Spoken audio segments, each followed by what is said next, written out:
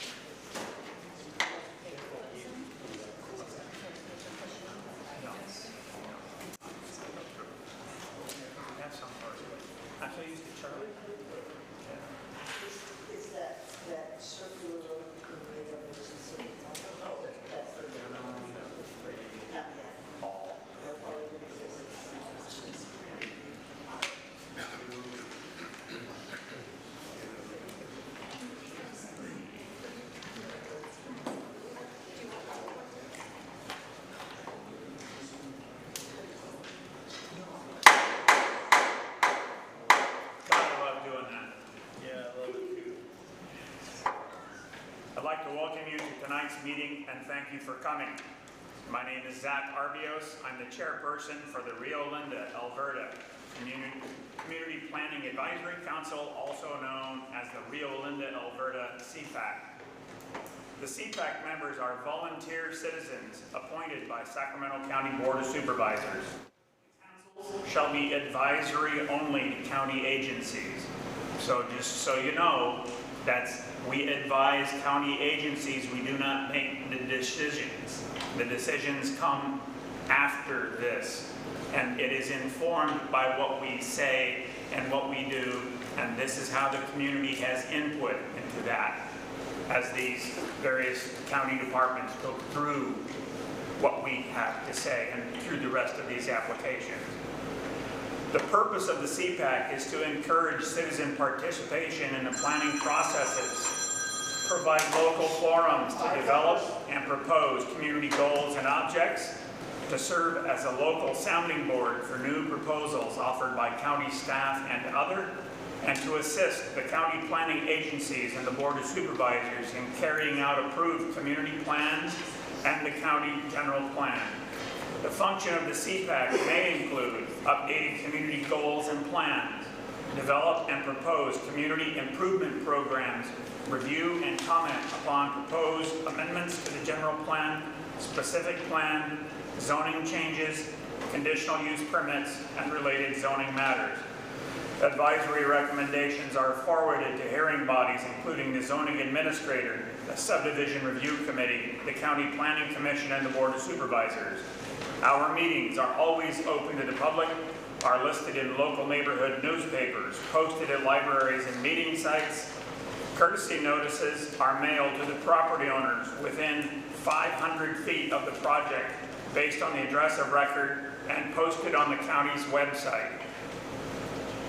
As I said, I'm Zach Arbios. I'm from Elverta, and we will introduce ourselves. Susie Macdonald, Rio Linda. Hal Moore from Rio Linda. Kristen Campos, Rio Linda. Also our honorary mayor. So we will now honorary the mayor. And Roy Hickey, Alberta. All right. Procedures we will utilize here tonight are, I will call an item, 1, 2, or 3.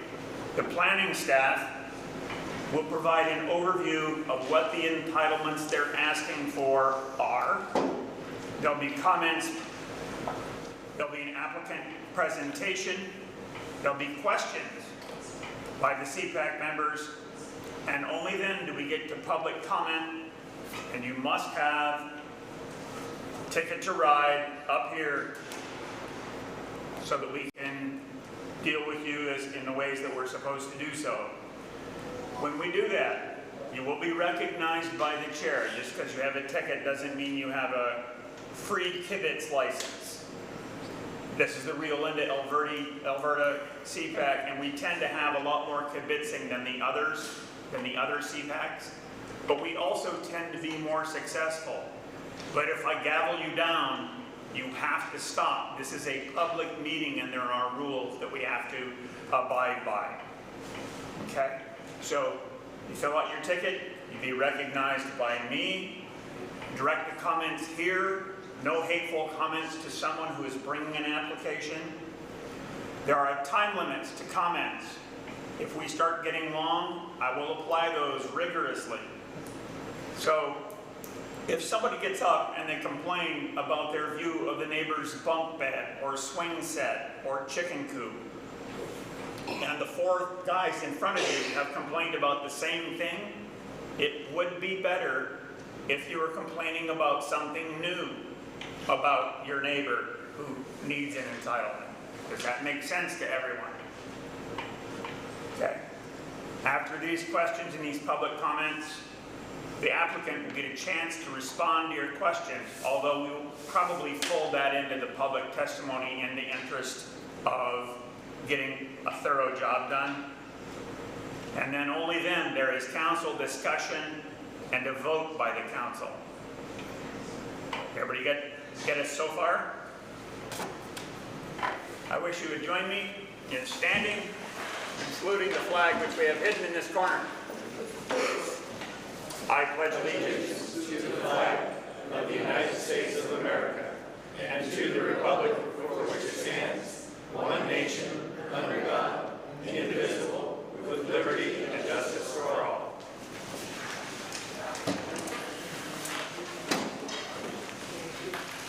Okay. After today's excitement, I will call item number 1, PLNP 2019-00065, Marysville Accessory Dwelling Unit. Young lady. Thank you. So I'm Emma Patton. I'm with the Planning Department of the Sacramento County. Item number 1 is PLNP 2019-65. It's a Marysville Accessory Dwelling Unit. The proposed ADU is located at 6330 Marysville Boulevard. The request is for a special development permit to allow 1,200 square foot ADU or accessory dwelling unit with 737 square foot garage and 550 square foot porch. So the property is zoned AR2 and it's surrounded by other AR2 properties. The ADU meets the setback and size requirements and is proposed to be accessed off the existing driveway. There are multiple accessory structures on site which are proposed to be removed. Those structures are currently used for the new proposed garage that will be combined with the proposed ADU will ultimately be providing storage that was lost on the property.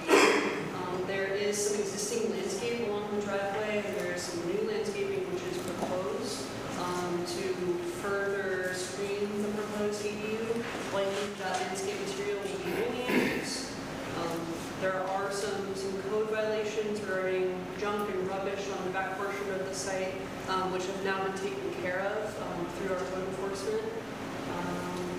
And finally, there is a drainage feature north of the site that won't be affected by the proposed accessory dwelling unit. Well, that's wonderful. I've driven by the site several times. My general thinking is that this fits into what we're doing with accessory dwelling units. My understanding is that the reason this is here beyond the normal items is it's slightly bigger than is included in the basic regulations that cover this. So it's a little bit bigger, large properties, larger distance between homes. My only consideration is that I'm less fond of oleanders because of the fire risk. I grew up in Paradise and I have a degree in fire stuff from the University of California. And so when we generally go forward with these kind of things, whether they decide that they're applying to put in oleanders or not, if they put in twinkle farm flowers, there is no difference. It's just because they talked about maybe putting in oleanders, it doesn't have to be oleanders. Is that correct? Yes, they won't need to submit a landscape plan for. Right. But certainly, I think that we want to hear from the CPAC. If there's a preference, we would like to move that. Yeah, I just look around the neighborhood and I see fireworks stands, and we had, I don't know, 3 grass fires last week. One other thing I just wanted to note, the project will be going to the zoning administrator Right. as a hearing body. Just wanted to make sure that Right. that- To translate, that mostly means is if we talk about something and it's really exciting, that's more likely to have some bearing on what the zoning administrator might have to say.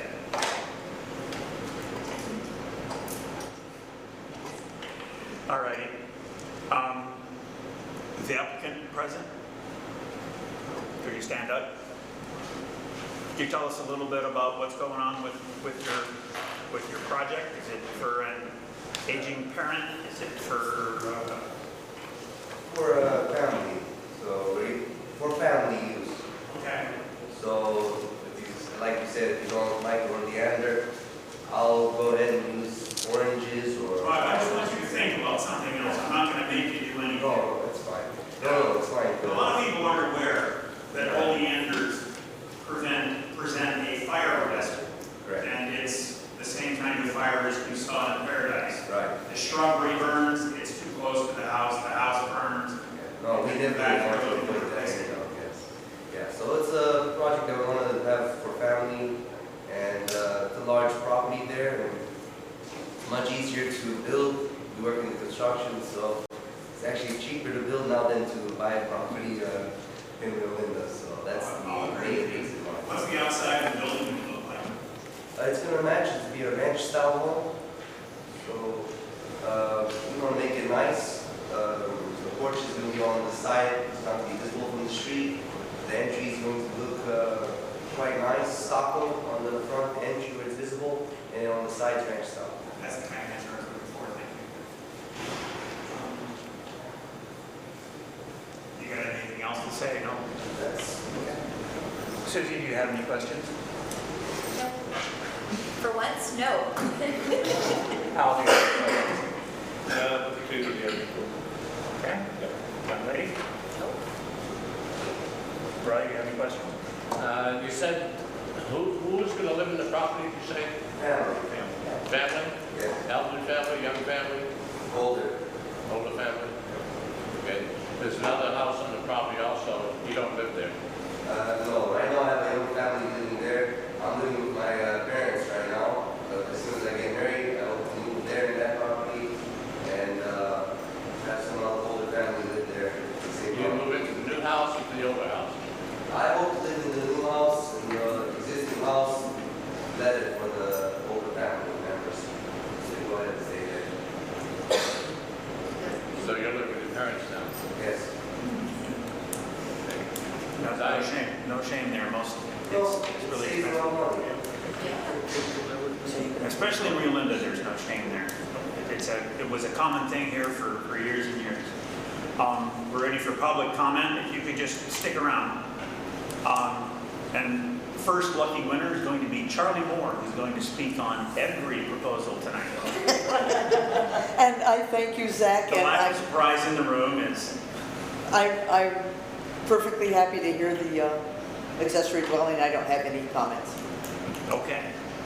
Is there anyone else who wishes to speak regarding the accessory dwelling unit?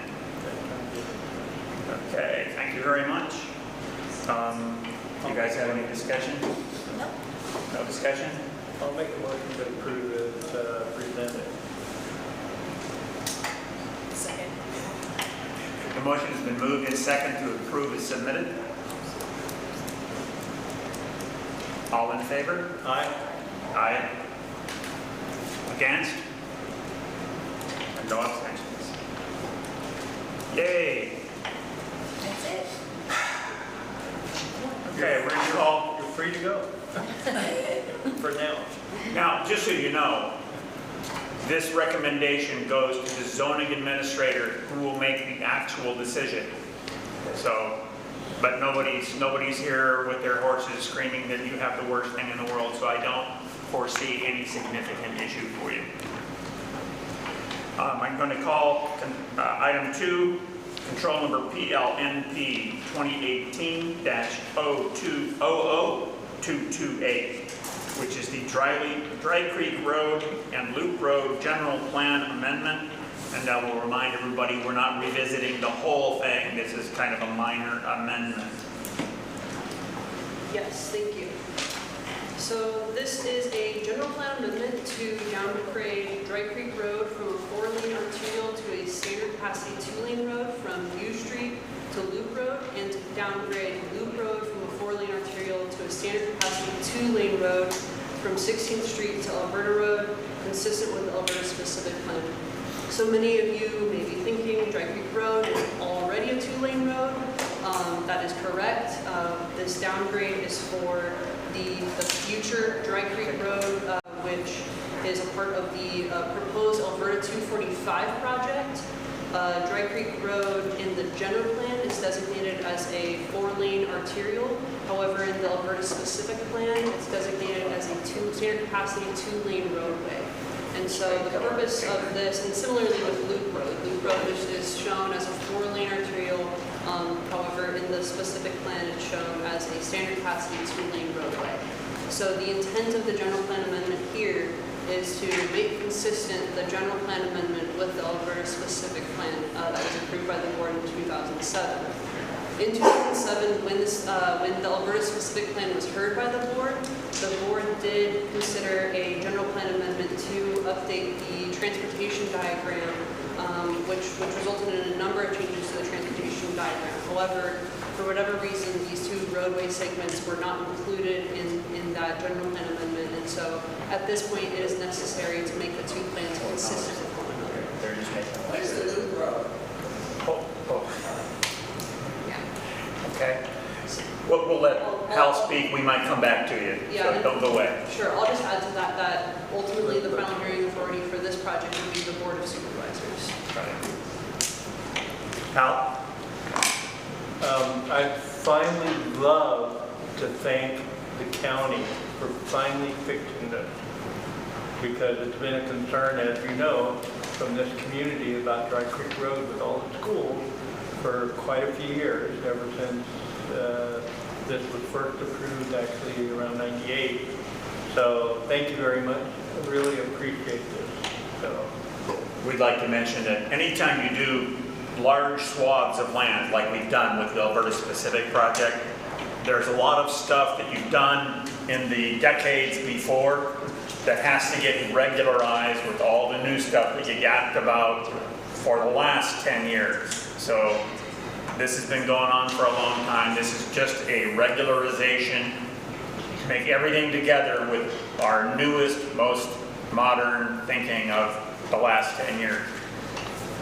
So nobody's trying to slip anything past anybody, is my understanding. If I can just mention that we also have Kyle Hines from our Department of Transportation here. If there are any questions the planning staff can't answer, Kyle would be able to answer. Retention. Kyle, will you be here for the Dollar General portion as well? May I ask? I don't really know that much. I can stay. I don't Yes, know that please. how that project. It won't cost that much more for you to stay, will it? Thank you. Okay. Hal? Just my last question, since I'm colorblind, are these blue lines in here? Is that what those are? Yes, and those blue lines represent correlated materials. Okay, that's what I thought. And then down in the legend down here, Yes. that says, I can't read what that says. I have the wrong glasses. Next to the blue line. Next to the blue line, Yeah. Pre-2030. Yeah, there's a dash line, and then there's a solid okay. line, and the dash line is post 2030, and the solid line is pre 2030. Okay, it would be, okay, what does that say there? Expressway regiment, or expressway segment, that's purple. Segment, okay, purple, sorry. Okay, thank you. I will say these were amongst the most difficult to decipher exhibits that I have ever seen in my life. And I was very proud of it because that's a high bar. And it has to do with the fact that they're dragging it out of the computer and putting it on the page. On the computer, you can look at any little bit. Now we're going to take the whole thing and make it big enough to put in a cell phone. It was not by intent. It was just, We'll make sure we clean them up at the board. well, just make the color lines fatter or something. Otherwise, they're not going to get it. That was not, there was no hate in that, by the way, guys. Very, very pleased with you.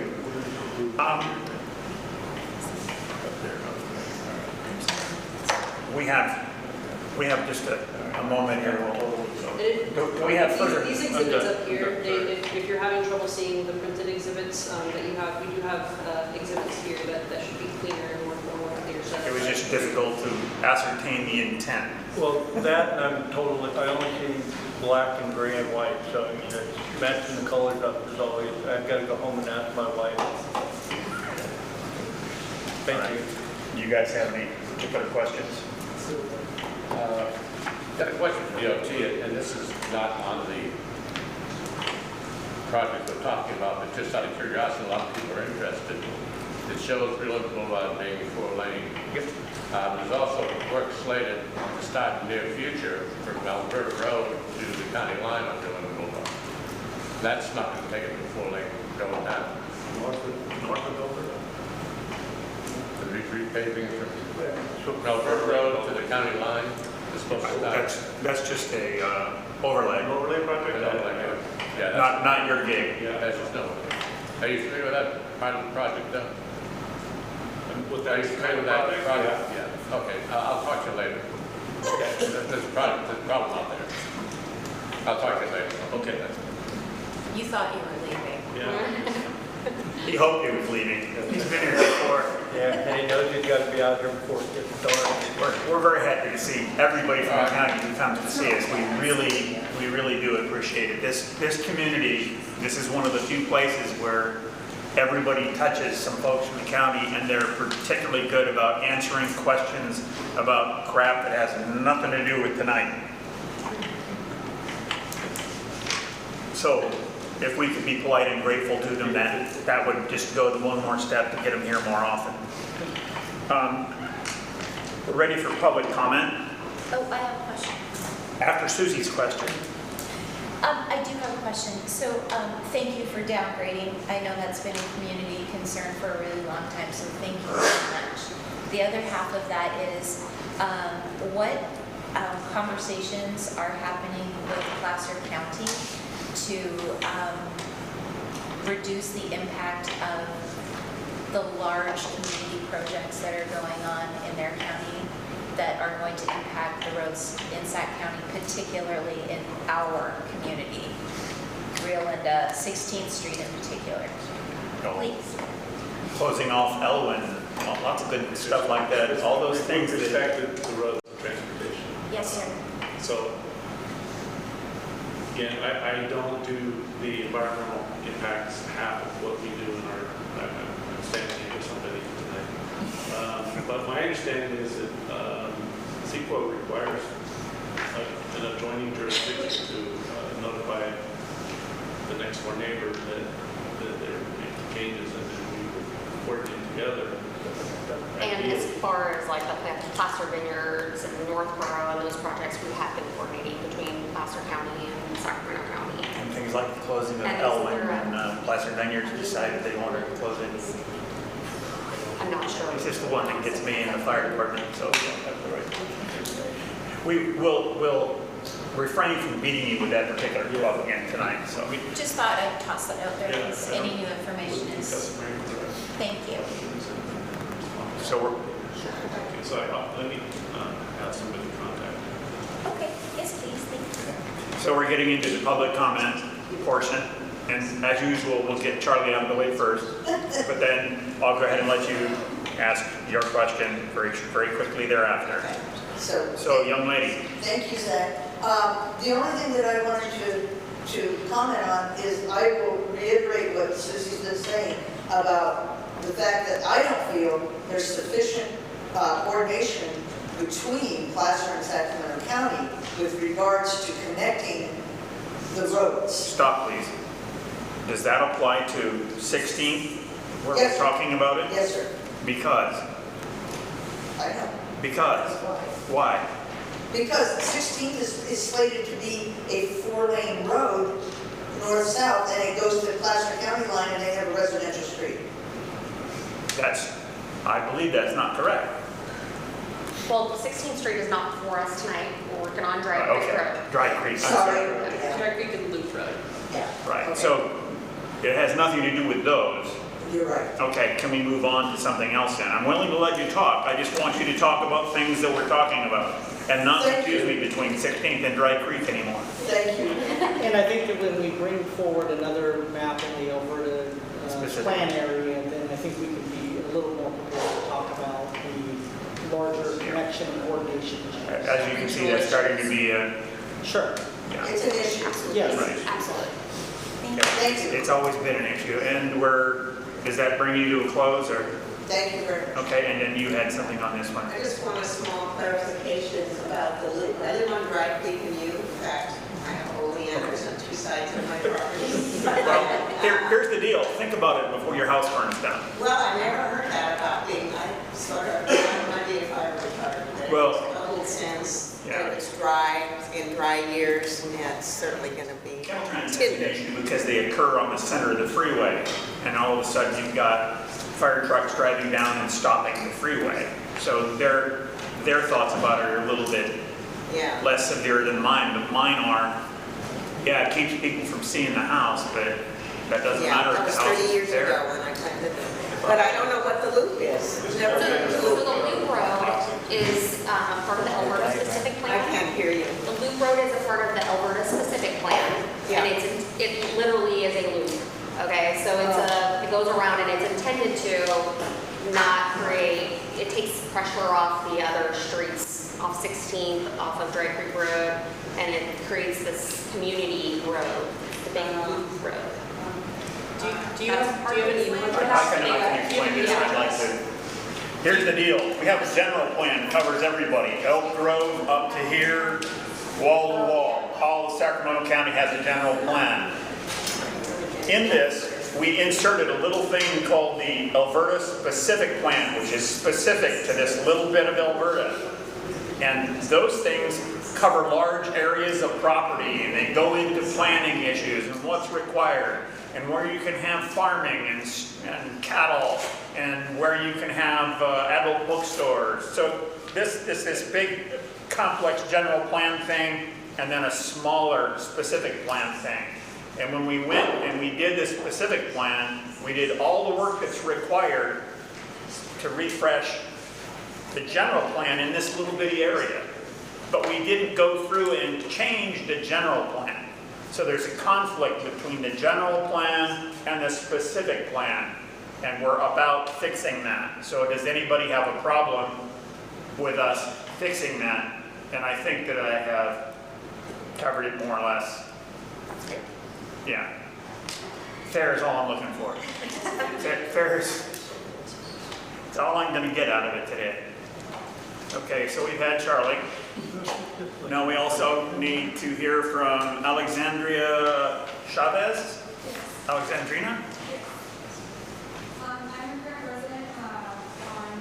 I'm a current resident on Dry Creek Road, and so actually, if the road is connected to Elverta, some of my property, I believe, will be used. And so my concern is, how would I deal with that with the Sacramento County? And in addition to that, is there any data that can support the efficiency or the need for these roads to be connected? And also, has there been any opinion polls on how the current community feels? Because I believe that this is a plan that was decided years ago and there are new residents. Al, you have a question? Yeah. Are you just north of U Street on Dry Creek? Yes. Yeah. So Okay. I think it'd be helpful, if anyone needs to go up and look at it on this big blow up plan over here, you'll see that Dry Creek Road does not connect to Elverta Road. It connects directly to the Loop Road. Yes, but your plan is to continue it? So No, it connects into the loop road. The loop road will connect into the But regardless, So there's no change to the actual configuration of the road. It's just a planning document that needs to get fixed so they're consistent with one another, because they're currently inconsistent. So not going to change the current configuration.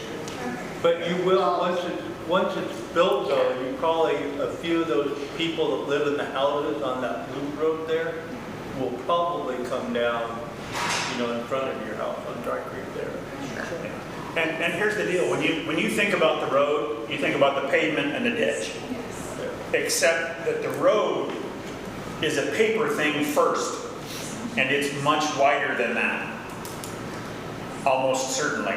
I haven't seen your property documents, but almost certainly it's much wider than that.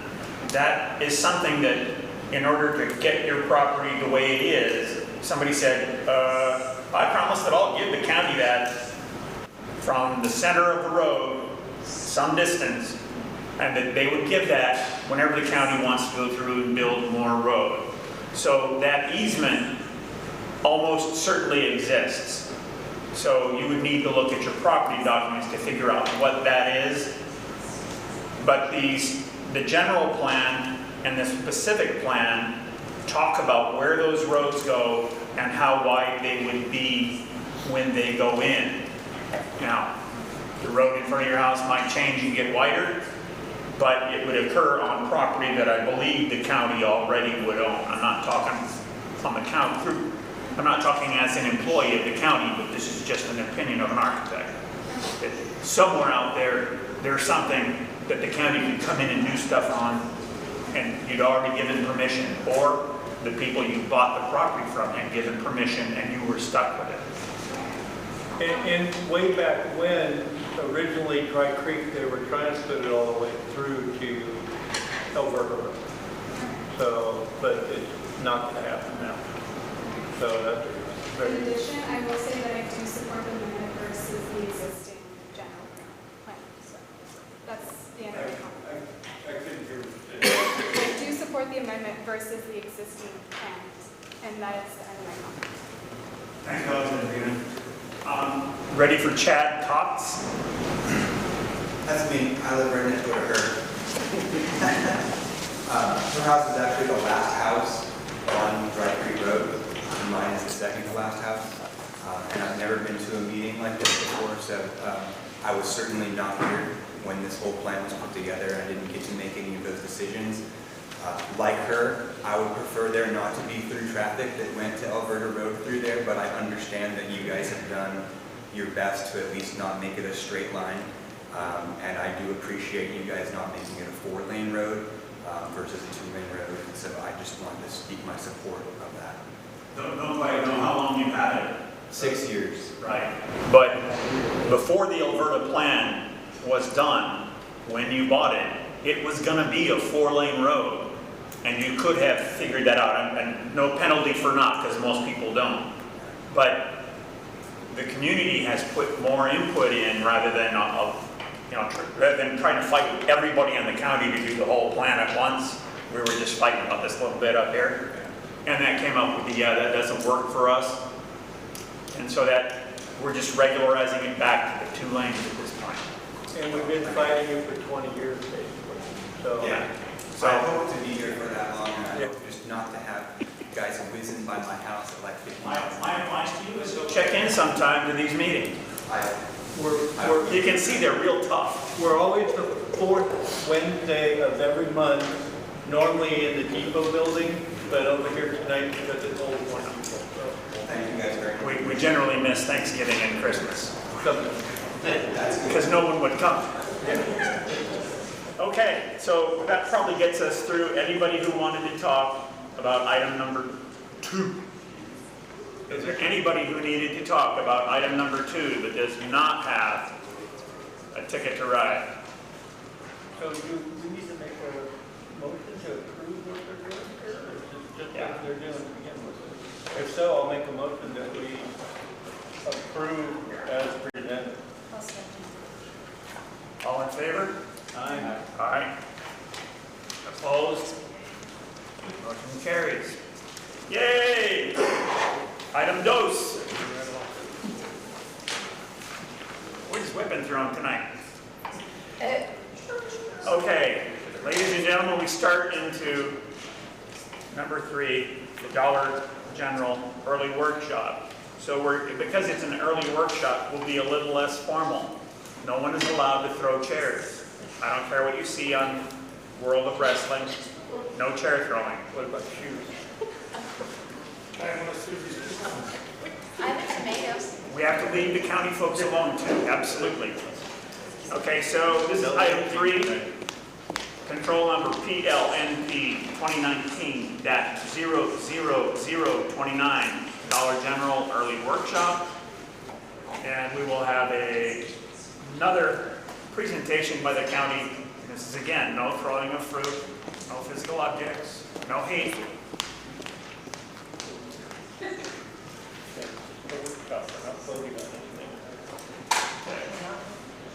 All right. All set? I'm all set, ready for you. Great. So, like your chair mentioned, this is a workshop for the Dollar General project. The proposed Dollar General is located at the southwest corner of Rio Linda Boulevard and M Street. This is a workshop item only, so no vote will be taken this evening. But certainly your comments are appreciated on the special development permit and the design review. I will go into more detail about the specifics of that request coming up. For this discussion, I'll start by giving some background of the SPA, some history of the project up till now, the standards of the SPA, some of the next steps for the Dollar General project, and then we will begin the workshop. And then Chris and Joel here will also assist me throughout sort of our discussion today. So some background on the SPA. This project site is within what is called the Downtown Rio Linda SPA, or Special Planning Area. The Special Planning Area provides direction for the development of Downtown Rio Linda. Specifically, it provides direction for what land uses are allowed within particular zones, development standards, direction for street sections and intersections, and then also design guidelines. For this particular project, it is located in what the SPA calls the Commercial Mixed Use Zone, or the CMU zone. For this particular zone, we refer to what is allowed in the LC zone by the zoning code. So in this case, this particular use is allowed outright. So as this use is allowed outright, we are concerned with the site planning and the design of the proposal. When we first received this application, it came to planning as a non-discretionary design review. At that time, staff determined that the project was not meeting the development standards. And so, the development standards in which they were deficient in meeting were the setback standards and then the floor area ratio standards.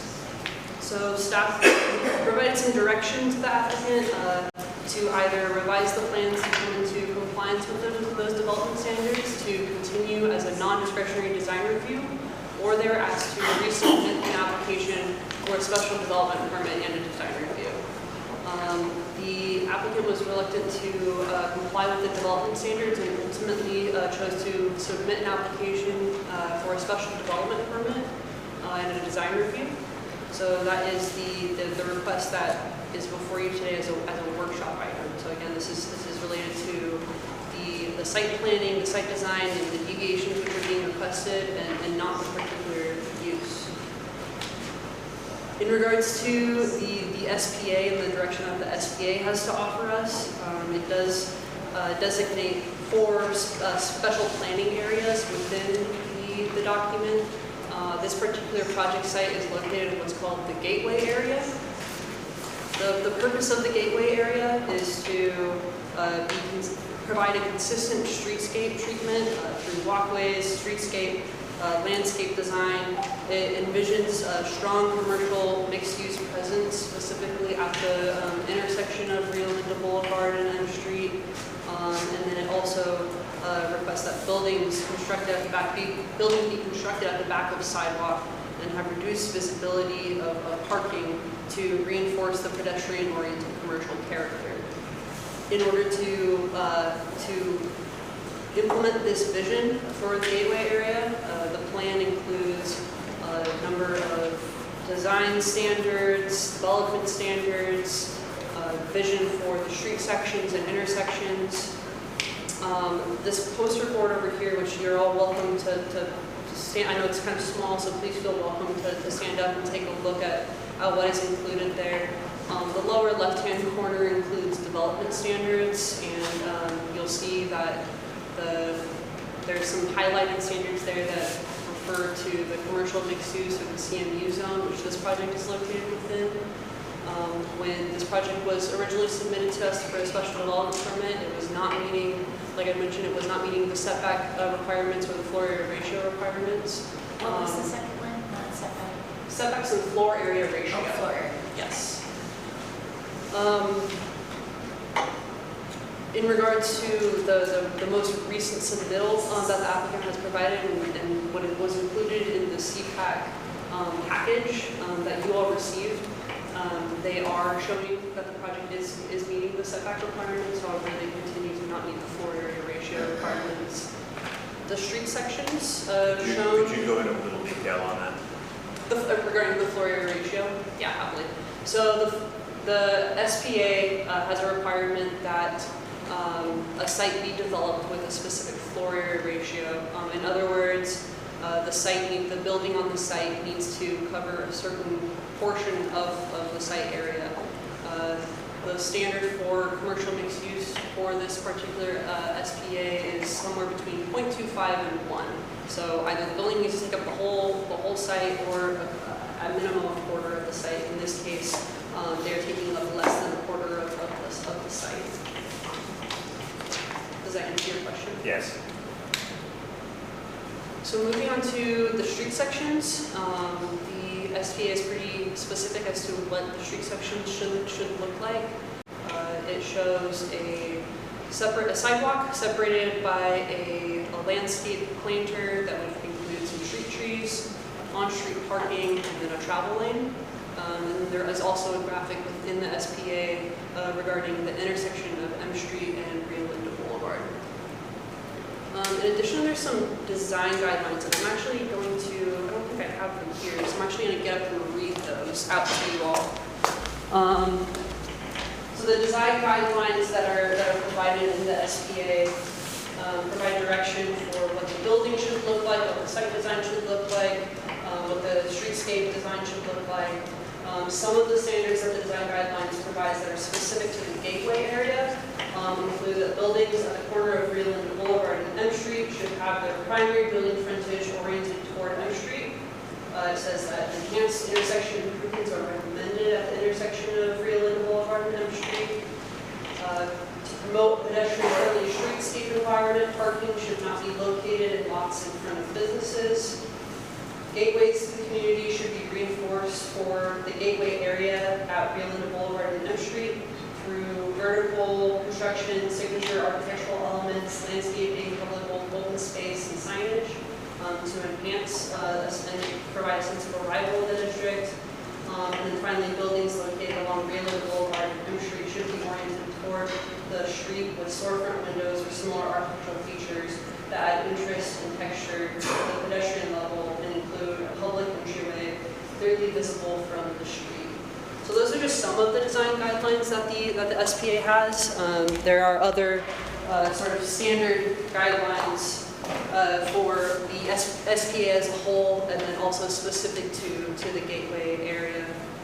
Do you have anything like to add for this SPA or this reading now? Okay.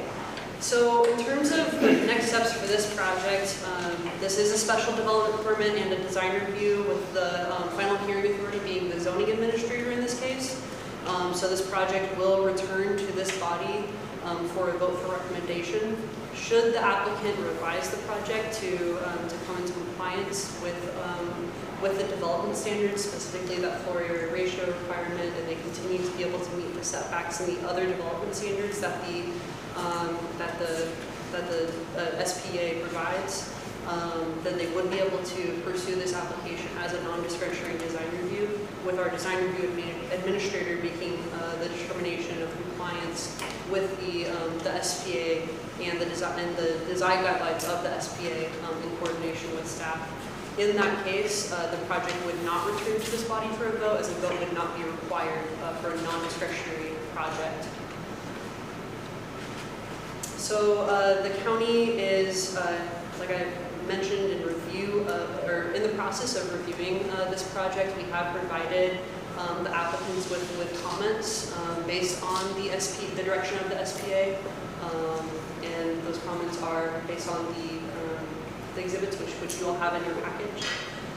We are seeking the CPAC's comments related to the site planning and the design, as again this use is permitted outright.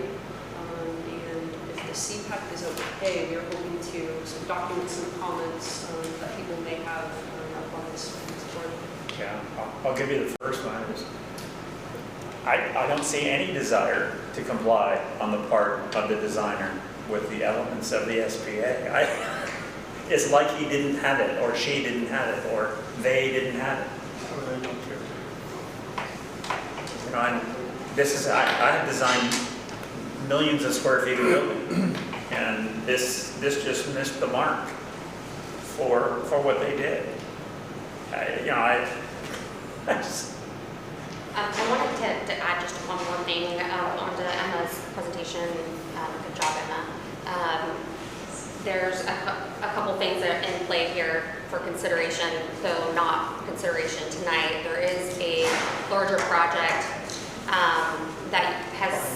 that we've all seen before, called the Century Palms project, that was approved, approved use permit. It has since expired, and we have that application in again for a renewal of the use permit. And we're working with both Dollar General and the Century Palms folks. I know they're here tonight, but we're not discussing Century Palms tonight. But we're working, the county's working with both parties. Additionally, we know that there's been, I think the CPAC is aware there's been some community involvement already. We've seen an article posted about this. We haven't been receiving comments to the planner yet, so wanted to let everyone know that Emma is the planner, and if you don't make comments tonight, or even if you do make comments tonight, that we would love to hear from you in writing or on the phone, and we can give you our contact information as well. Yeah.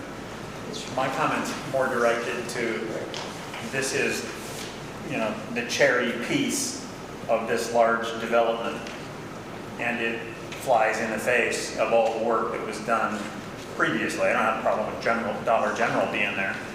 I have problems with them ignoring everything that they were asked to provide in a design. And it wasn't just, hey buddy, could you? It was enshrined in a document that they are required to comply with. Susie, do you have a list of questions, or do you want me to come back to you? If I'll I give could you more just, chances. if I could just add on to the statement that you just made. It is true that the plan provides, all the standards that Emma presented is part of it. However, there is a path out of those standards through a special development permit. I just wanted to be clear that it's not necessarily required. There is a path out of standards through a special development. Right, and that's what we're talking about here in the workshop. And I'm very happy we had that, because many times you'll get a special planning area that was built 20 years ago, and that doesn't work for what's going on today. I don't think that we've done that, and the issue for me is that it's a large project, and this is the piece on the corner that comes first, which guides everything else, which is, if it was back on the other part of the project, I would have much less heartburn with not complying with the development issues of this. And it also, I mean, it comes right up on the corner. It's a very in-your-face building, and I would have trouble supporting this. I just, as it is here, and we're kind of, in my opinion, faced with, well, if you did these things, maybe we'd be okay, and I'm not sure that's where we would want to be first. Is there anybody on the board who wants to jump in here? Or? Well, yes, Susie, if you want to. I have. Sorry, you're not ready. And I think that was. Except for me, right? We hear you pretty well, but everybody Okay. We're gonna try to write up the major ideas too up on the notepad up there as well. Emma's got it going on. She's just. So I'm going to start with agreeing with Zach. This community has spent a lot of time and effort into designing and planning what we as a community want our space where we live to look like. And it's very disappointing for a first effort to not meet the basic standards. You guys don't have to be here. If Dollar General had chosen just to meet the special area requirements, I mean, you wouldn't even have to be here and have a meeting. You guys have the okay to be in the space, but the fact that there's no compliance with the things that the community has asked is disappointing and not going to be very well received by people who have worked this hard to get to where they want their community to be, number one. So, nitty-gritty details. I'm looking at the plan, I'm a little concerned, and Kevin, thank you very much for staying. I'm just going to throw this out at you. I know that these are just questions that I have, so things maybe you can look at later. I have concerns about the impact of traffic with trucks doing deliveries and where those deliveries are going to be. I have concerns about where the garbage is going to be and how visible that's going to be from the road, just based on the designs that I'm seeing. Those are two kind of ugly features of the store that everyone has to have. I don't see a lot kind of hiding those things. My concern was the setbacks. You say they changed the plans to comply with the setbacks, which I'm grateful for. I think it will help if they did the specific plan with the walkway, the greenery as designed. I think that will help improve the space and make it more aesthetically pleasing, but also give the opportunity for Rio Linda Boulevard is going to be 4 lanes. And at some point that's going to look really crowded. And right now, Rio Linda Boulevard is 2 lanes, and it's not going to look so crowded with 2 lanes, but it's definitely going to look very crowded with 4. My other concern is we have the arches. And while some people may think that's silly, they mean an awful lot to us. And it would be really nice if the arches were considered somehow and in some way in the plan. instead of Dollar General being the focal point of one of the main intersections of town. Personally, and I think I speak for the community in saying that the arches are important for us, and that would be something that I would like to see as a focal point. I'll tell you a couple things that I do like, and I like the retention basin, the fact that you've got lots of trees in that area.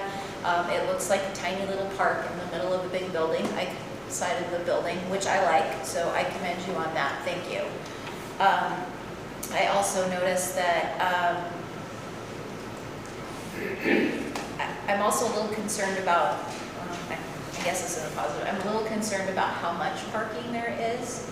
I don't know, but I'll reserve my comments on that based on what's going to happen with the rest of Century Palms. We have a lot of problems with people doing donuts in parking lots, so I don't know if there's anything that you could do to do something with your parking lot that would prevent people from doing donuts. I know that they're going to do them everywhere, but if you can, I noticed that you have like trees and little outcroppings in the parking lot. I like that, thank you. I appreciate that. Can we just clarify the comment? Is that too much parking, too little parking? Well, I'm a little concerned because I'm counting the number of parking spots, and then I don't know what else is going to go there. So just be mindful about how many spots you have, and keep in mind that people like to park here and leave things here in the community. And so just think about that part and what else is going to be in the area, and also about, I'm serious about the donuts. So if there was more parking, would there be less? We're just trying to get at Actually, what I believe she's concerned about, and you can correct me if I'm wrong, but I'm finding a way to say it that uses the same language. She's concerned about large expanses which allow someone to do donuts. Yes. And the required shading on these tree planters is advantageous in reducing the number of donuts. So thank you But for the center aisle appears to be quite wide. That would be helpful for us as a community to reduce the number of donuts, and also to make it more aesthetically pleasing, if you could be kind enough to think about that. I'm going to pause for now. Okay. I have gotten ahead of myself in recognizing you, but is the applicant here? Sorry. Applicant? Sorry, Yeah. come up. Yeah, please do. It's probably better so everybody can hear me. We're a sociable bunch. Absolutely. You can probably tell by now. Well, thank you for allowing me to come here tonight. My name is Peter Cranfield. I'm with Simon CRE. I represent the developer of the proposed Dollar General here. And I put together kind of a PowerPoint presentation that would kind of go right over your head, if that would work. Fire it up. Okay. And I can kind of go through it, and then I can, of course, answer any questions or kind of comments that kind of come up informally or formally, however you want to do it. I don't think we can pull that down. Yeah, I think it's just. Gonna do it on the wall. Please do it back up. Turn out some lights. Yeah, you may want to dim the lights though. Hal knows about this. Like this?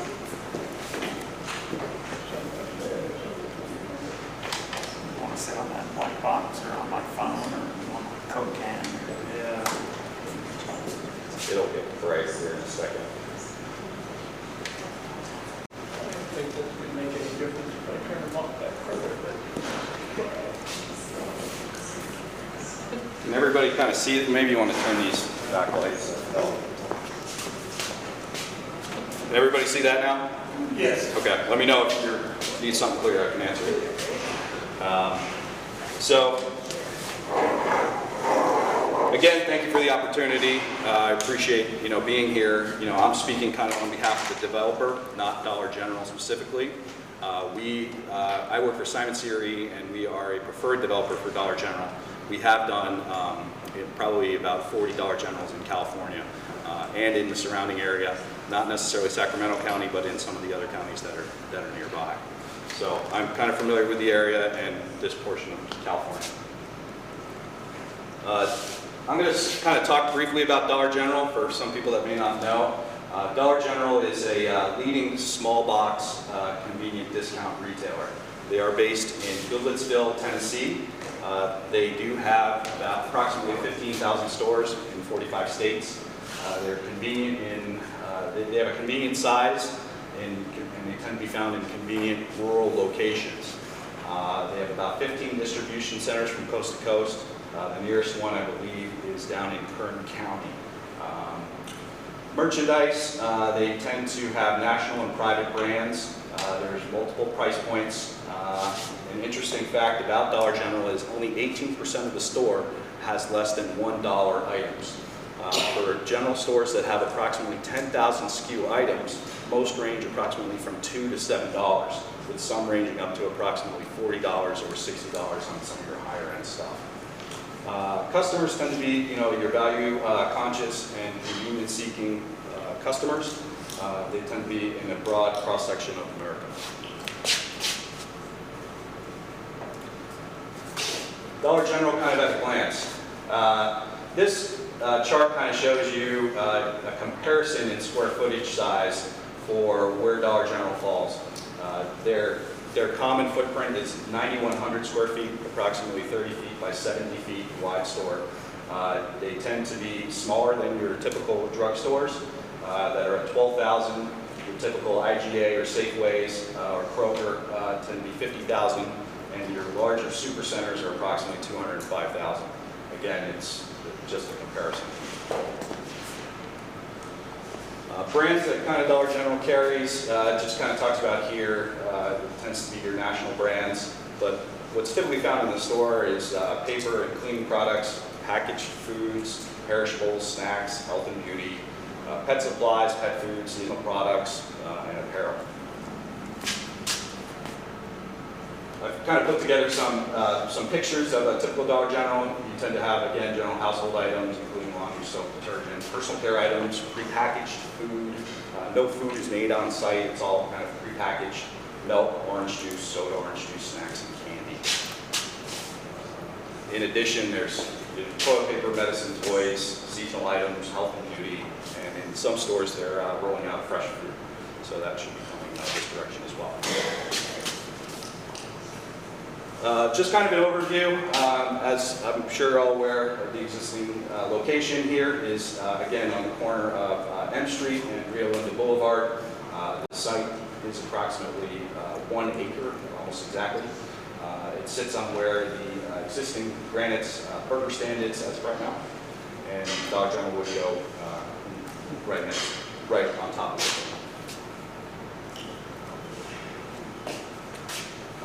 This is kind of the proposed site plan. I actually have a 24 by 36 I can show that's basically this full size that we have color elevations that I can add to here so you can get a better idea. The site again is 43,750 square feet, just over pretty much 1 acre in size. It's zoned again commercial mixed use. The proposed building would be a 9,100 square foot, 70 feet by 130 foot building. Access would be through 2 driveways. The full access driveway would be on M Street and shared with the proposed Century Palms, along with what you would call partial access or half access, right in, right out on Rio Linda. Parking is 28 parking spaces. The county code is 3,000, so it would meet the code requirements, the minimum code requirements for the site. Site improvements include the sidewalk, pedestrian access, enhanced landscaping, on-site drainage, and pedestrian accessibility.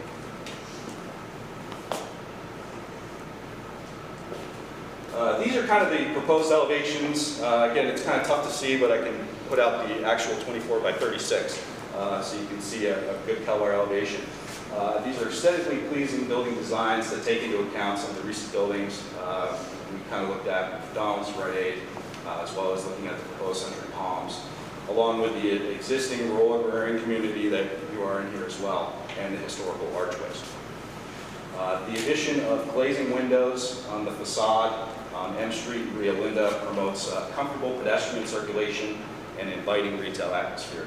So as you can kind of see on the north elevation, that would be the side that faces M Street.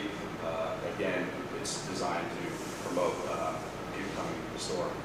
In addition, there were enhancements that were done that included wooden trellis, steel canopies, brown brick, wainscoting, pilasters, and cornice enhancements that make the building visually appealing from the corner.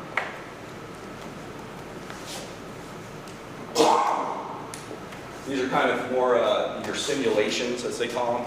So these are, again, your elevation just kind of from a computer simulation, but these tend to be very accurate for what would actually be there, taken from various angles.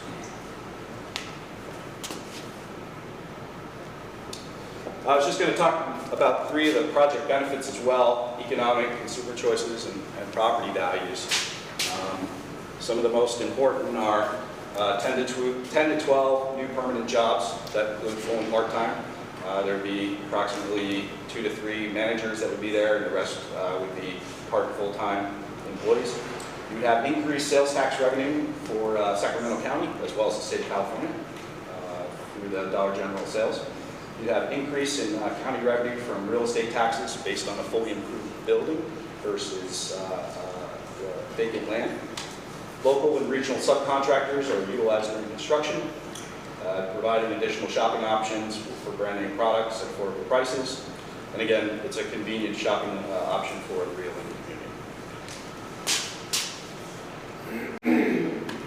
So that's kind of what I wanted to talk about kind of specifically. I know everybody kind of here has a few questions, so I guess however we want to answer these, or from CPAC here.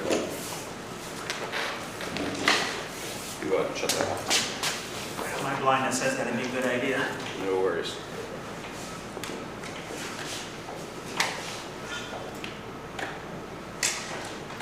It should be black. Who was that? Who was that? He said it should be Blank. either way. Should I sit or? You stick around. All right, absolutely. Stick around. I think we're going to be informal, but you know, it's no shame on me, but I started out designing warehouses for a guy locally named Buzz Oaks. And if it looks like a shoebox, and you saw it today driving around, I probably had a hand in that. So I know what shoebox buildings look like. Sure. And I got one. And my comments earlier about whoever designed it didn't have the documents that describe what would be appropriate to be put in this location still hold true. I completely agree with your economic benefits, the 3 benefits you showed, employment. And these are all good things. We like that. But this building's going to go in. It's going to be there based on American averages. It's going to be there 50 years in this community. It's going to be here 70. And I would like to see it be a better building than what has been proposed. This is a positive comment, not a negative comment. And I think that with a little extra effort, you could do those things and still be within your price point for delivery. I'd monopolize this, but I think that but before I go nuts, it's probably a good idea for me to point it. I just have one more thing to add from what I said earlier. Your own presentation said that when you made the design, you considered the agrarian nature of our community. And I would like to ask you, what's agrarian about what you just showed us? Well, let me grab the color elevation. I'll show you.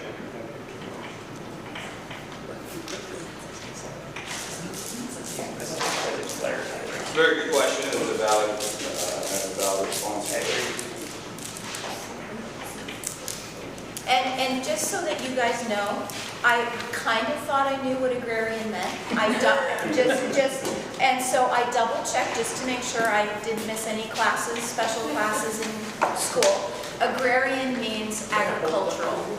And when I look at this building, to me it does not look agriculture or agrarian, and so I'm curious what, it's brown. Yes, we all know what brown things are in nature. Whatever color. I should have said that. Whatever color you paint every Linda, it's going to be brown after a little while. To answer your kind of see it. Natural colors, first off, were used. You tend to have your brown, your blacks. There was a wooden trellis that was added to kind of give it the rustic look. These, I forget what they call these, lamps.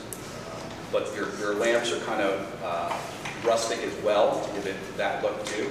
There was increased brick that was added, similar to what was done with kind of the Rite Aid. Well, I heard also that the Macdonald's had horse parking. Yes, Rite Aid does too. And Rite Aid does too. We're going to recommend that you add that. Yes. That's something that I wanted to clarify. As well, please. That's something I wanted to clarify, but if that's a suggestion, that's something that we're open to as well. So We're glad you're open to it. this is, and to be honest, it's not the first time I've heard it. In the community in San Diego, Ramona has a very similar situation, so it's very fine by us. So. In addition, we also kind of added this glazing. Again, the glazing is more of a requirement to promote pedestrian and walkability. That gives it kind of the inviting nature to walk into a retail building. Even though there's no entry? Correct, on this side, but it would lead to the entry. I'm looking at the end street, which is the bottom. Right. Yes. And it has windows, and I can look into the store, but there's no entry from M Street. Correct, but there would be a sidewalk. The sidewalk would lead with a pedestrian connection to the storefront. I am prone to telling stories, and so I'm going to tell one now, because everybody makes mistakes, and I got to be king. I was designing a warehouse building in Chandler, Arizona, so I had to go deal with some chump at the county. No offense, please. It was Chandler, and they were all chumps. They are. I'll attest to that. Yeah, and so they said, we really want more texture on your building. So I went back, and with concrete warehouses out in the middle of nowhere, you can make a ripply effect on the side by putting some stuff on it, so you can make the outside ripply. It's like, yeah, okay, cool, you want that? You can have it. So I sent him the drawing after hours and hours of drawing little curly bits on the building. And he said, no, I want more texture. You're going to have more texture. And so I took it back, and I took out half the lines, and I gave him a section that showed it was rougher than hell. The building looked like a cheese grater. I don't know how you could put more texture on the building. And the guy was an architect, so yeah, okay, he didn't really speak English. But he says, no, more texture, like in and out and in and out, not a straight wall. Oh. And so it was I was speaking English, and it was my mistake. But I wasn't speaking architect. And I think that when we look at the documents for the SPA, we've got the same thing, the same disconnect is occurring with this building. And what we would like to see with that building have some more texture, because it looks like a drive-in movie screen. And if we could change that, what people don't get is that this is the front door of our community, even though it's not in front. This is downtown Main Street. We would like it to be better, not more versions of worse. Not more versions of the same. Probably more versions of the same, slightly better is what's going on here. But I would like to see something that makes it a little bit better. I'd also like to pull it back from the corner a little bit. Yes. If you would slip where either add another entry or whatever, but get it back from the corner. I can tell you that people are going to come down Main Street, M Street, at 70 miles an hour, and they're going to do that every night and try and make this turn at the arch. And if your building's there, they're going to go. I'll tell you one thing on the setbacks. There's a maximum setback that was part of the SBA. Right. And probably doesn't while that's not corner. Well, that's not typical. It requires the ability to push within this 20-foot buffer. So pushing it back actually would go against the SBA. But you could probably nibble a corner out. What we did was we complied with the SBA by doing that, by pushing it as close as was suggested through what we're doing with the plan. I will add to that there is a allowance for a portion of the building not to comply with those setbacks. There is a build-to line with a setback range of 0 to 20 feet, but only 70% of the building needs to be At the setback line. If there was something that was approved by the community, would it help that retention pond be moved to the front?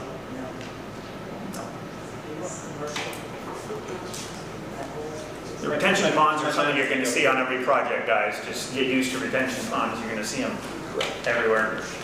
Correct. There is an area. We were thinking about aesthetics, so it would look better than that, right? There is an area to the south that I can mention. This is down here that could be used as retention as well. Right now it would be kind of left as a natural landscape area, but could retention be moved to the south? Can we go back to just one at a time? Sure. I was just saying that the retention could move from the street to the south to be used on this portion that sits right on the southern property line. So if that was something that was a concern, generally, most people like to see green spaces that surround the building, or at least some type of buffer. But again, this could be moved out to the south. Are there gray lines parking on both sides? What was the question? Are these parking? This is parking, yes. The storefront would be right here. The arch would be up here. Okay, a little louder so that we can all participate. Otherwise, we're going to go through this 80 times.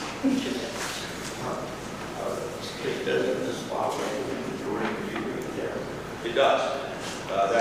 It was a recommendation, but not a requirement. It said that it had to face the road. And when it says the road, it was preferred with M Street, but it wasn't a requirement. So the idea with this is the site is designed also for access for a truck, in addition to your customers. So your truck access would come in off of M Street and egress or exit off of Rio Linda. This helps having on-site offloading of merchandise, so you're not doing it within a public street. So can I pause you there for a second? And this goes back to my concern, and why I'm glad you're here, Kevin. Because right now, there's a lot of trucks going down residential streets. And so I'm curious just for myself where the pathway would be down M Street to get trucks for deliveries for that corner. I'm just curious. If you don't have the answer, it's okay. We have identified truck routes, and I wasn't aware that M Street was considered through this part of the specific plan, a residential street. It's a minor street, but isn't that a commercial zone? It is, and there's some residential zone property to the west there, but And also you'd have an allowance for turning off of the truck route. You would not have left the truck route to come around and hit that driveway. so at this point, DOT hasn't conditioned the project, I was just curious. given that we're still working on the layout and working with some tree palms as well, but that's something that we considering. My assumption is that tonight is about giving input so that you can confirm what the application is about, and then we're going to see. Absolutely. Give our group. Yes. So we're going to be looking at access. We're going to be looking at traffic. My guess is that the trucks are going to generally be wheeled in them to get to and from. But yeah, they may pull off to M Street to get to that driveway. It's kind of impossible for them to come in and out off one driveway. There's no room on site. Yeah, with the arches being there, taking that corner is going to be really, really tricky. Yeah.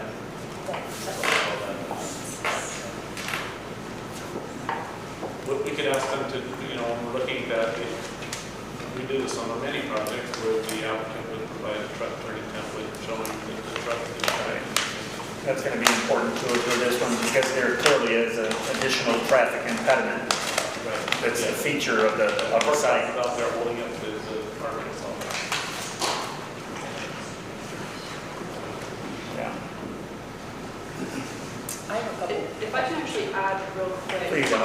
Peter was mentioning something about the design guidelines. I just wanted to offer some clarification on.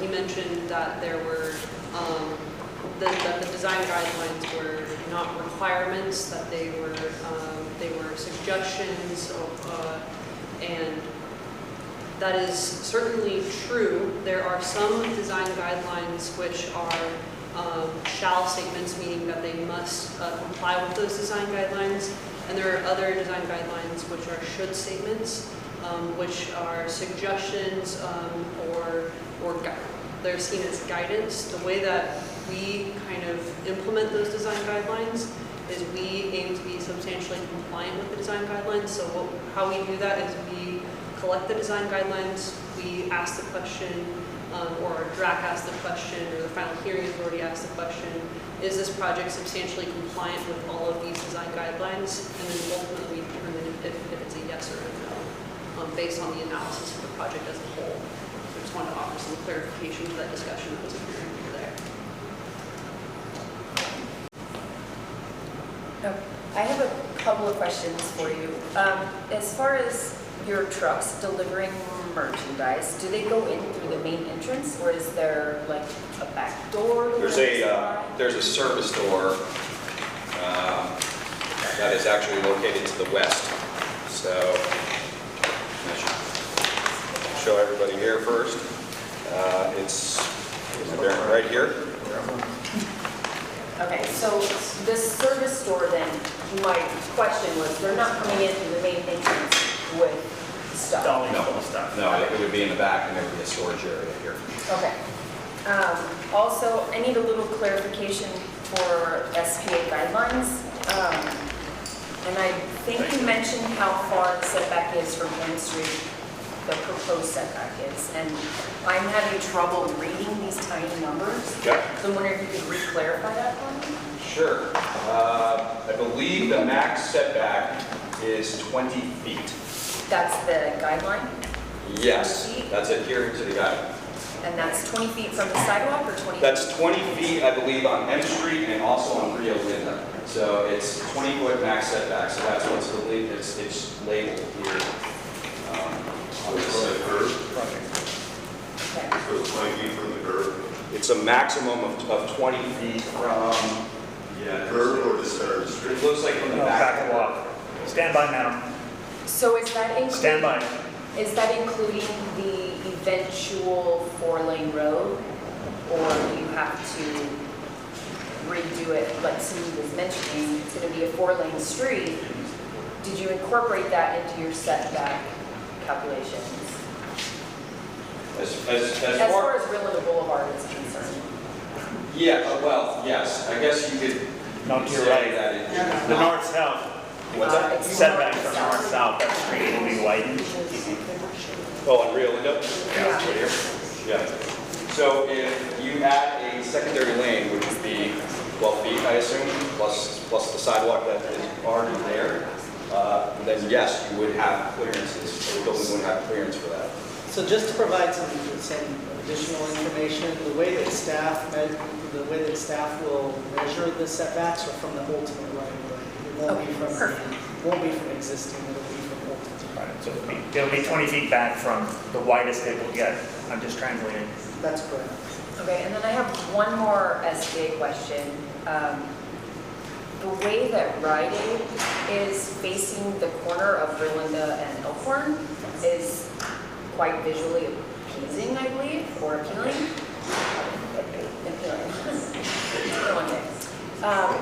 Does that comply with SPA guidelines? If the building was to be oriented in the same fashion? I don't know if they fell under the guidelines. Don't quote me on that. Rite Aid does not. It's not. Rite Aid did not, yes. Then, as you can see, they're pushed back a bit, at least from what I saw. They Right, but are. their main entry faces the major intersection. Correct. Yes. Yeah. Instead of We don't just, get that here. instead of the brown corner. Because we're adhering to the setbacks. Well, not as we've So heard. So I think, just in response, I think the issue would be that in order to accomplish the orientation and the setback requirement, it would have to be pulled all the way out to the corner but have access off of Main Street, if that makes sense. The example that you brought up, they're set back further away. Their orientation certainly is towards the street and for right aid, but they're set back and they have parking in front. And that's, Allows that front entry to be useful to them.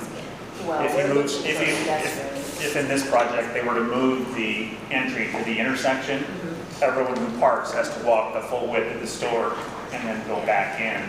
and so And that has a series of problems that relate to that. in full disclosure, I think as Emma mentioned during her presentation and as was alluded to, there have been a lot of discussions with staff about this and gotten into a point where it is today. But there are certainly iterations that show the building turned and pulled back from the corner, but oriented towards the corner. But again, it doesn't comply with all of the standards included in the SPA. So there are different ways to go about it if there isn't if the special development permit is to be entertained, or alternatively, there's the way of just complying with the What I'm having trouble with is the lack of focus on the intersection for this first building, which dominates the intersection.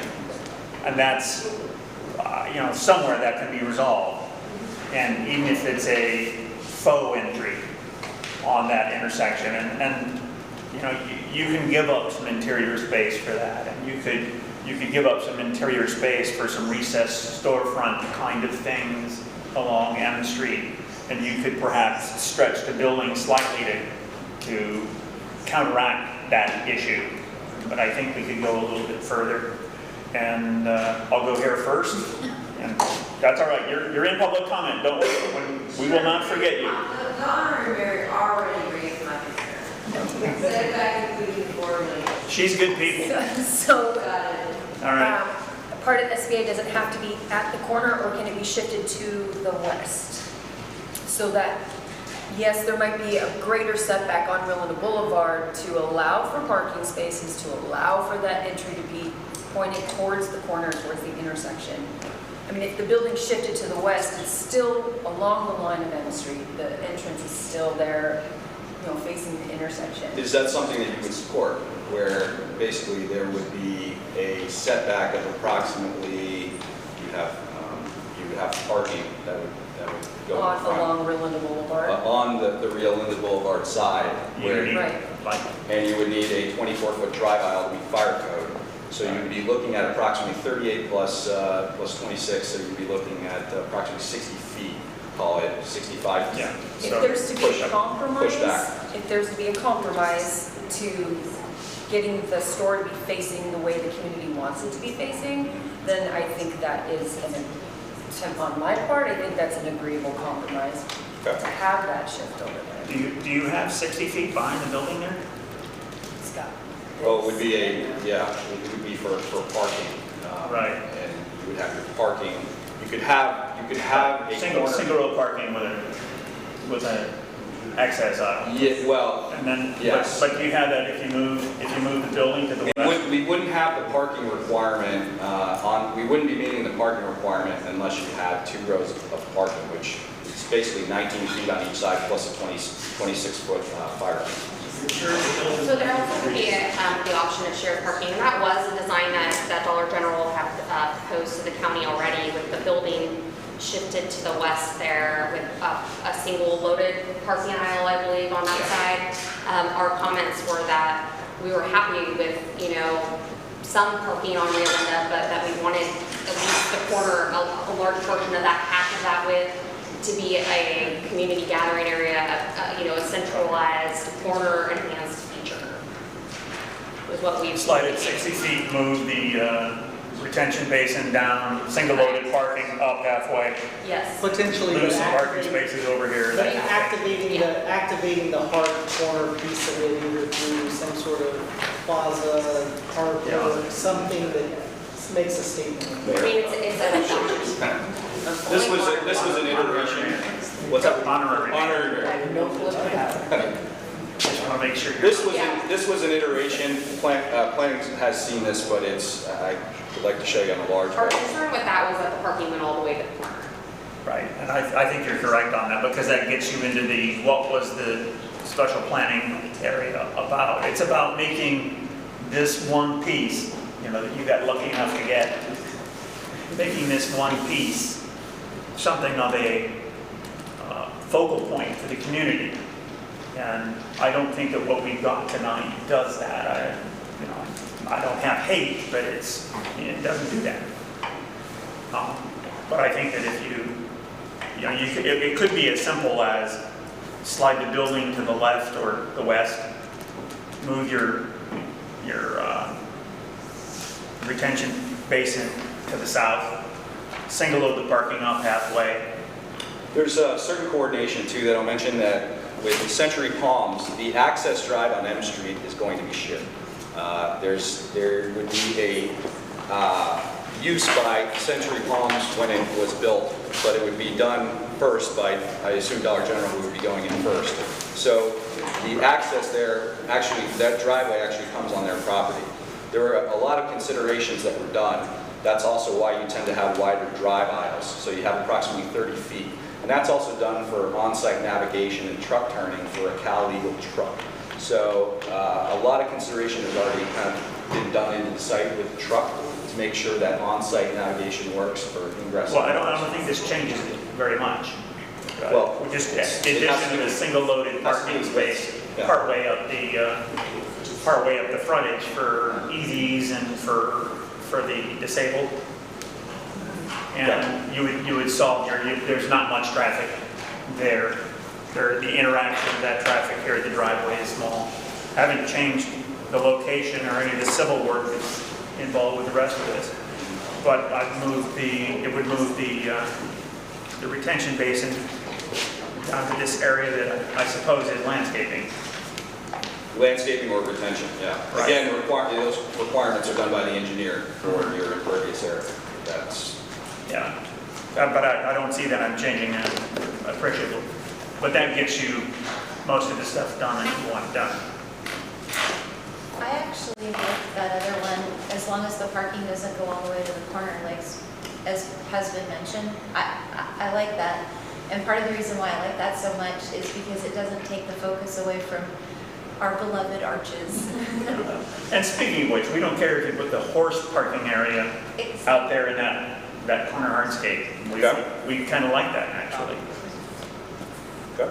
All right, let's, Roy, do you have anything to say? No. Okay. Everything here said. You're good? Okay, I'm going to go into public comment. We're going to kind of moderate, and you guys will shoot a little bit, and I'll shoot a little bit, and then you'll shoot some more, and I'll shoot some more. Does that work for you guys? No complaints? Charlie? Thank you. First of all, I just want to say that from everything I have read about Dollar General, and I've read quite a bit about them, they aren't a project that will increase property values.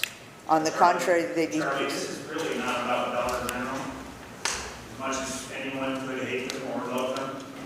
This is about the fact that we're going to have a building here that's going to be there for 50 years. I don't know that Dollar General's going to last that long.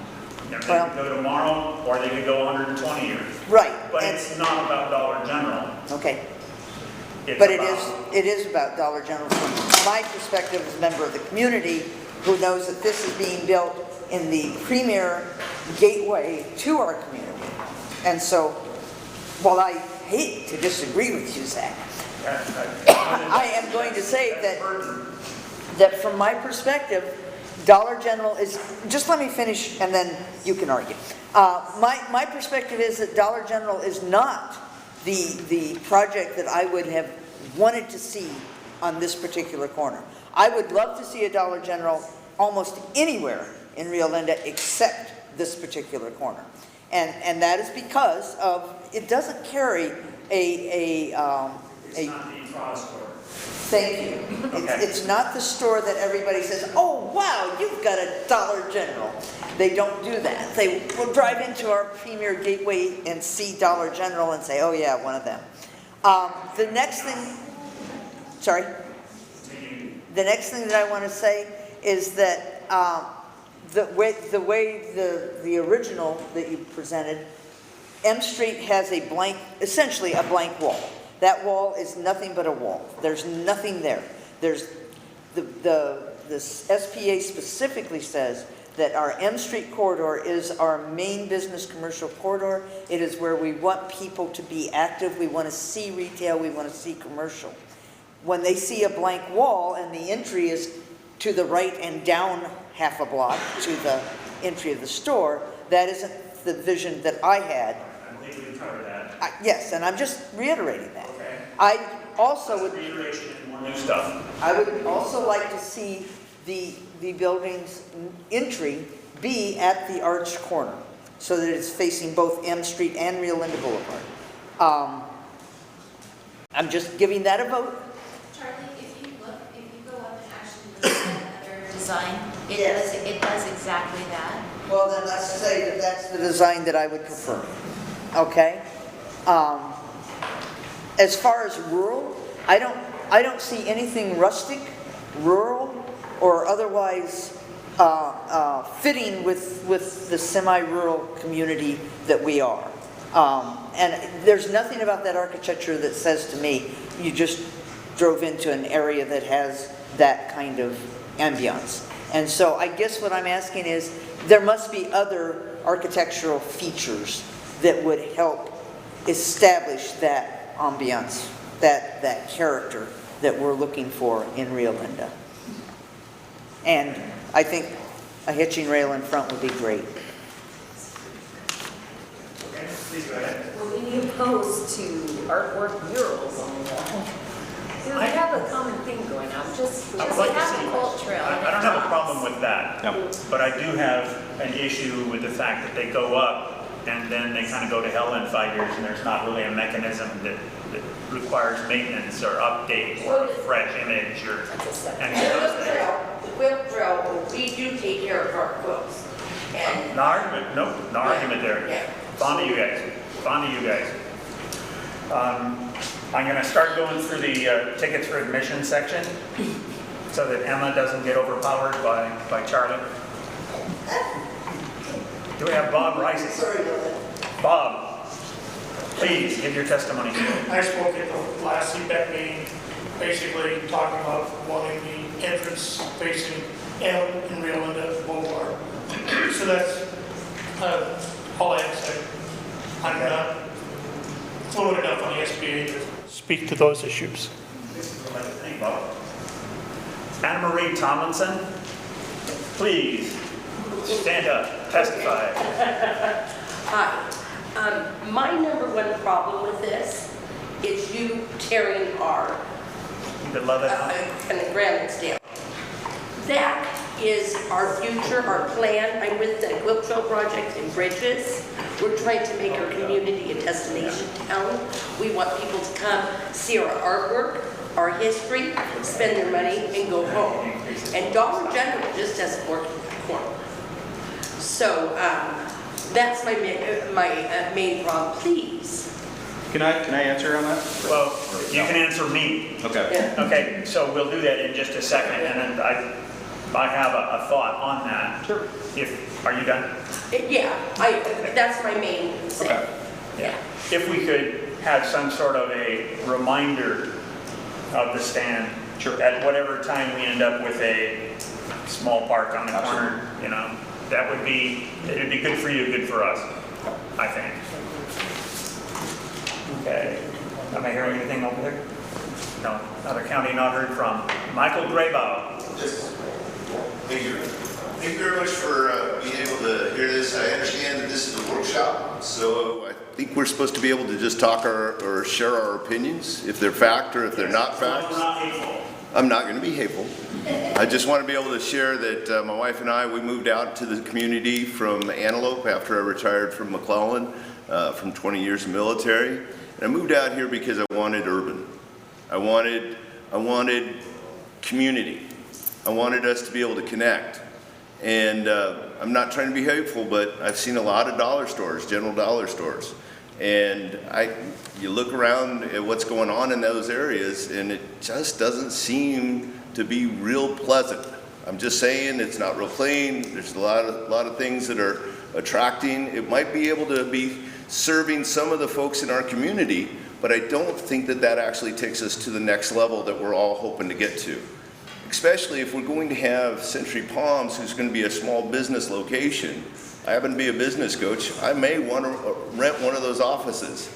If Dollar General is in the front of that, I'm probably not going to rent that because I'm not going to want my clients to come through Dollar General to come to my office. So I'm just sharing. I don't know if this is an open possibility, but it is absolutely not the direction that I was hoping our community would go to. I'm loving what's going over at Papa's. I'm loving what's happening over in revitalizing the small shopping center over in that other area.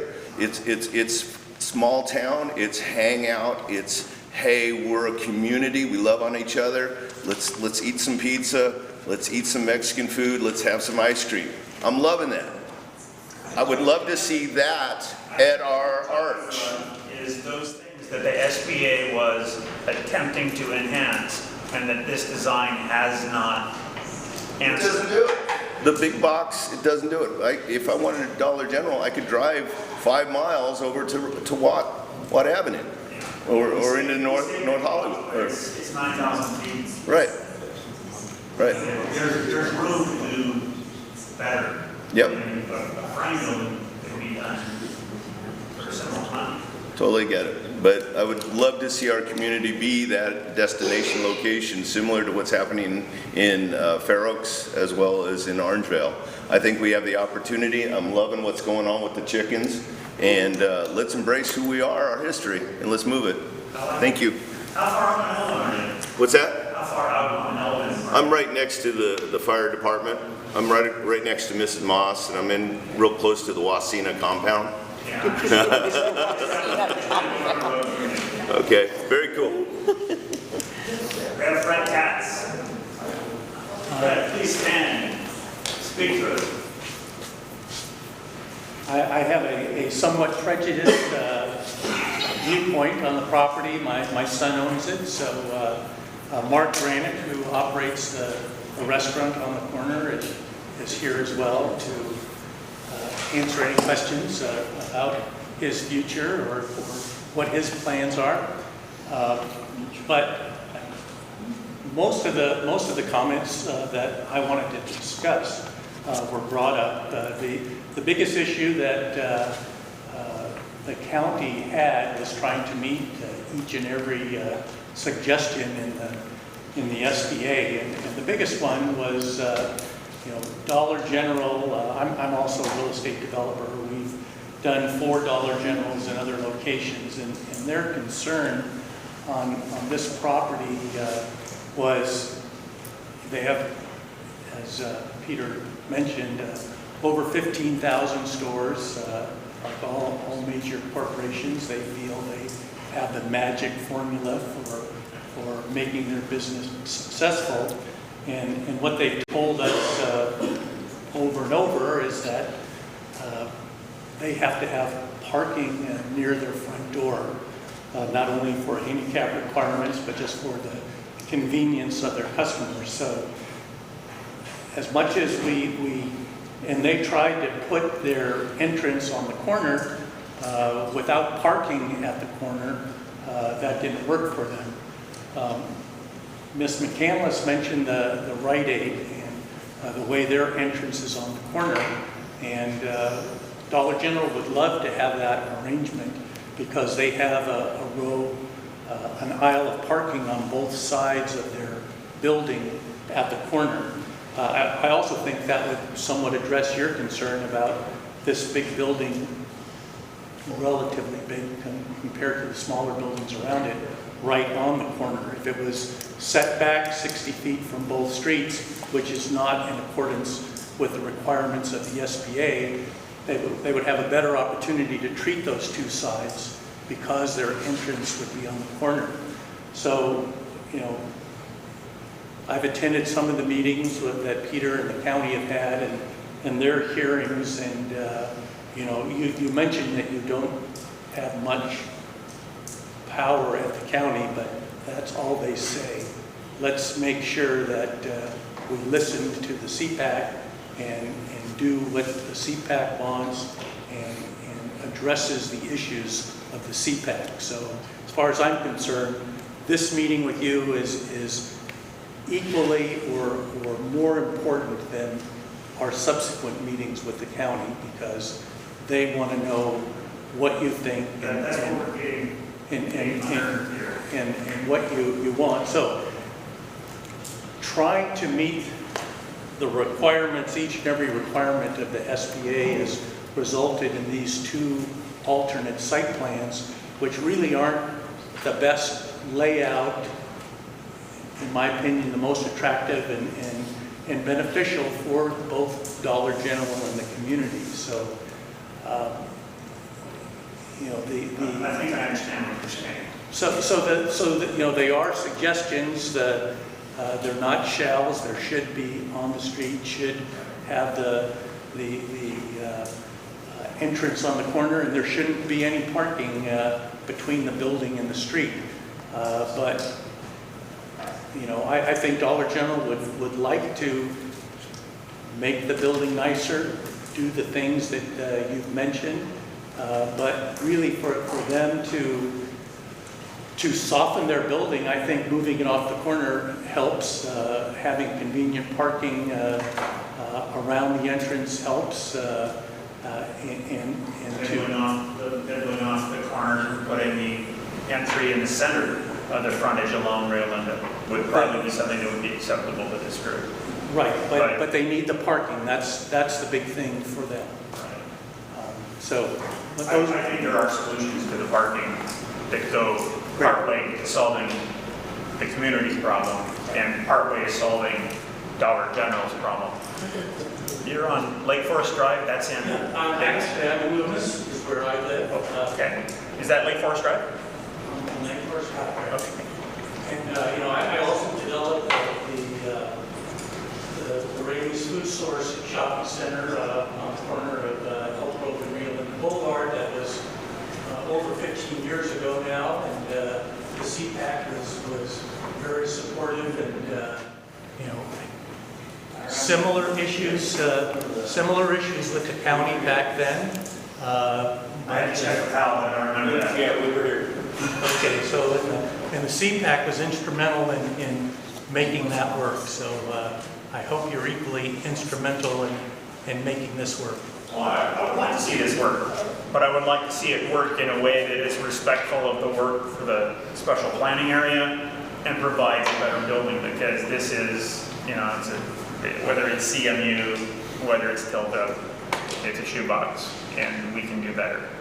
So I think the word that the guy in Chandler was looking for, that we hear a lot, is articulation. When you were talking about rough surfaces, articulation. And it's that same transition. Hal? Yeah, this is for county. Is it, not that we want to have everybody come back, but is it possible we could see the other plan that you guys were talking about? I think that's the plan that they've shown. Yeah. Well, why don't they look? Well, I mean, with our stuff, so, I mean. Yeah. I'm sorry? Like if we have this presented in the workshop, I mean, it would be nice to have all the other stuff also, and then we could compare the two also. Like, what we have. There you go. So, We'll go back to first principles here. The point of a workshop is to attempt to give the developer things to work with that they do bring back. And if they bring back something that still requires our approval, it will come back. If they go through and to your satisfaction meet all of the SPA things, then they wouldn't come back, but we wouldn't have a problem with it. Okay. So I wanted to, you know, we're okay one way and we're okay the other way. Is really what I'm looking for. The famous Mr. John Todd carrying a card. I do. I'm here representing Real and Elverta Visions organization today. This is a letter stating our position on this, if you'd like to enter that. I'll just hit the high points. I have to throw out my little reading glasses first.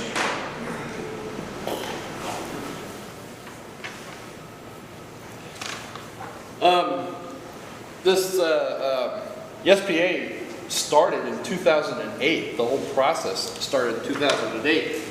And we're in 2019, so we're 11 years into this. It was adopted 4 years ago. And how this plan came about for this site, missing all the points of the SPA is beyond me. It's like it wasn't provided, or they didn't read it, or they didn't care. The intent of the SPA ordinance, it says, is to guide revitalization of downtown Rio Linda according to the community's vision of establishing an attractive and vibrant downtown Main Street environment that draws people, activities, commerce while maintaining the community's historic small town charm. The SPA designated the area of M Street Rio Linda Boulevard as a gateway. In fact, page 2-1 of the SPA says, the vision for the SPA encompasses returning M Street to its function as a community main street with a high priority placed on creating a pedestrian-friendly street. Okay?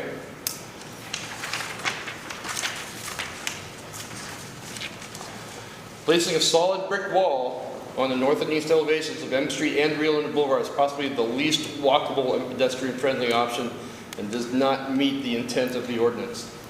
It's fair to say that there are many people in the community who do not want Dollar General to build here at all. However, it is the opinion of the Rio Linda Elverta Visions organization that if Dollar General are set on constructing a location in this community, they should not try to skirt the laws that this community set in place 4 years ago. They should honor this community and join us and not try to strong-arm their way into the design that they want. If Dollar General are to build at Rio Linda and M Street, they should be required to build honoring the intent of the SPA, promote our pedestrian-friendly, walkable neighborhood vision, and locate the entrance of their store at the corner of Rio Linda Boulevard and M Street. Any other option is contrary to the Rio Linda Downtown SPA ordinance and should be met with a denial of building permits. If you build it, we will come, but you must build it to honor and respect our neighborhood plan. Anything else is a significant step backwards and a slap in the face to the community and the community members who work long and hard to see this ordinance codified.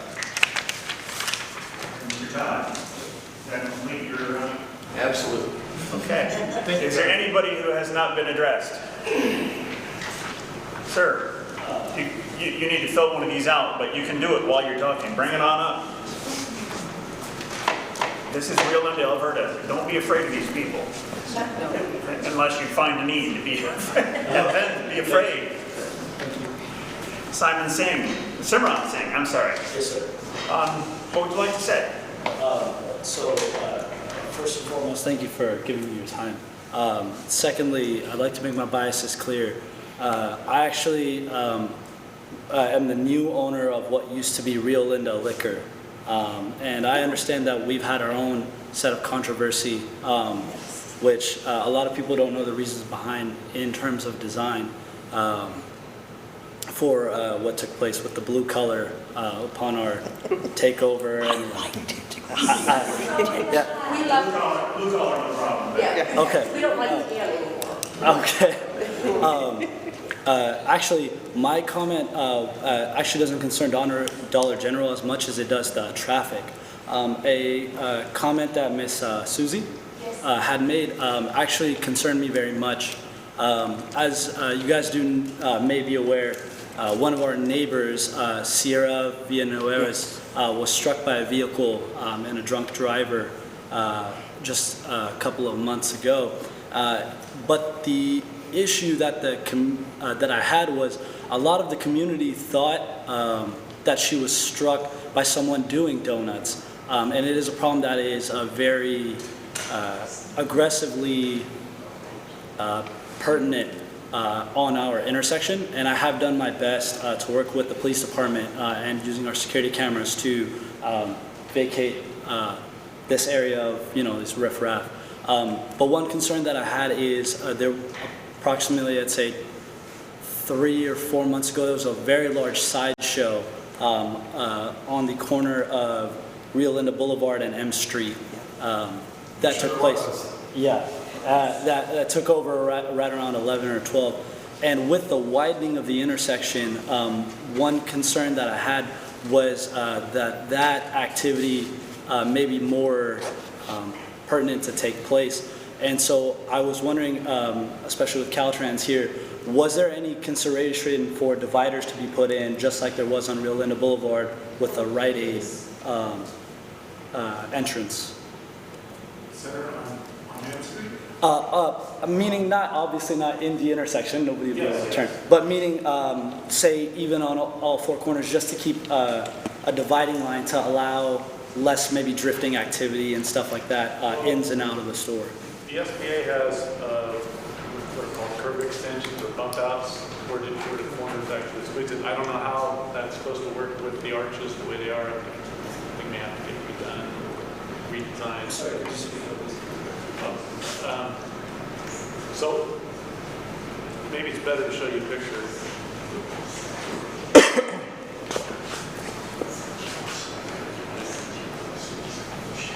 This is what the corner is supposed to be. Now, I don't know how that works with the arch, with the arch goes around the walkout glass. But we normally wouldn't put a median here. It's going to be, and not just trucks, but fire trucks and larger vehicles are going to have a hard time navigating through that. Oh, that's it. Okay, that's account right there. Yeah. That's part of the SPA. But we would have a meeting on the approach.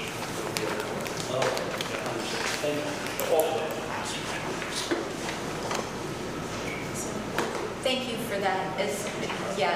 So I was thinking of the parking lot, but he makes a good point. When you guys go to design that intersection, just keep in mind the horrible problem we have with donuts, please. For both the road and the parking lot. It's enough to design for everyday traffic use. Yeah, I know. Yeah, I'm not sure if they're putting a store would make it a more attractive place to do that kind of activity or less attractive. When you have eyes on an intersection like that, I think they'll be better. So one of the, Emma just added it up there, it's the step 10 principles, it's crime prevention through environmental design. We will be looking at that, with both Simbrick Homes and Dollar General.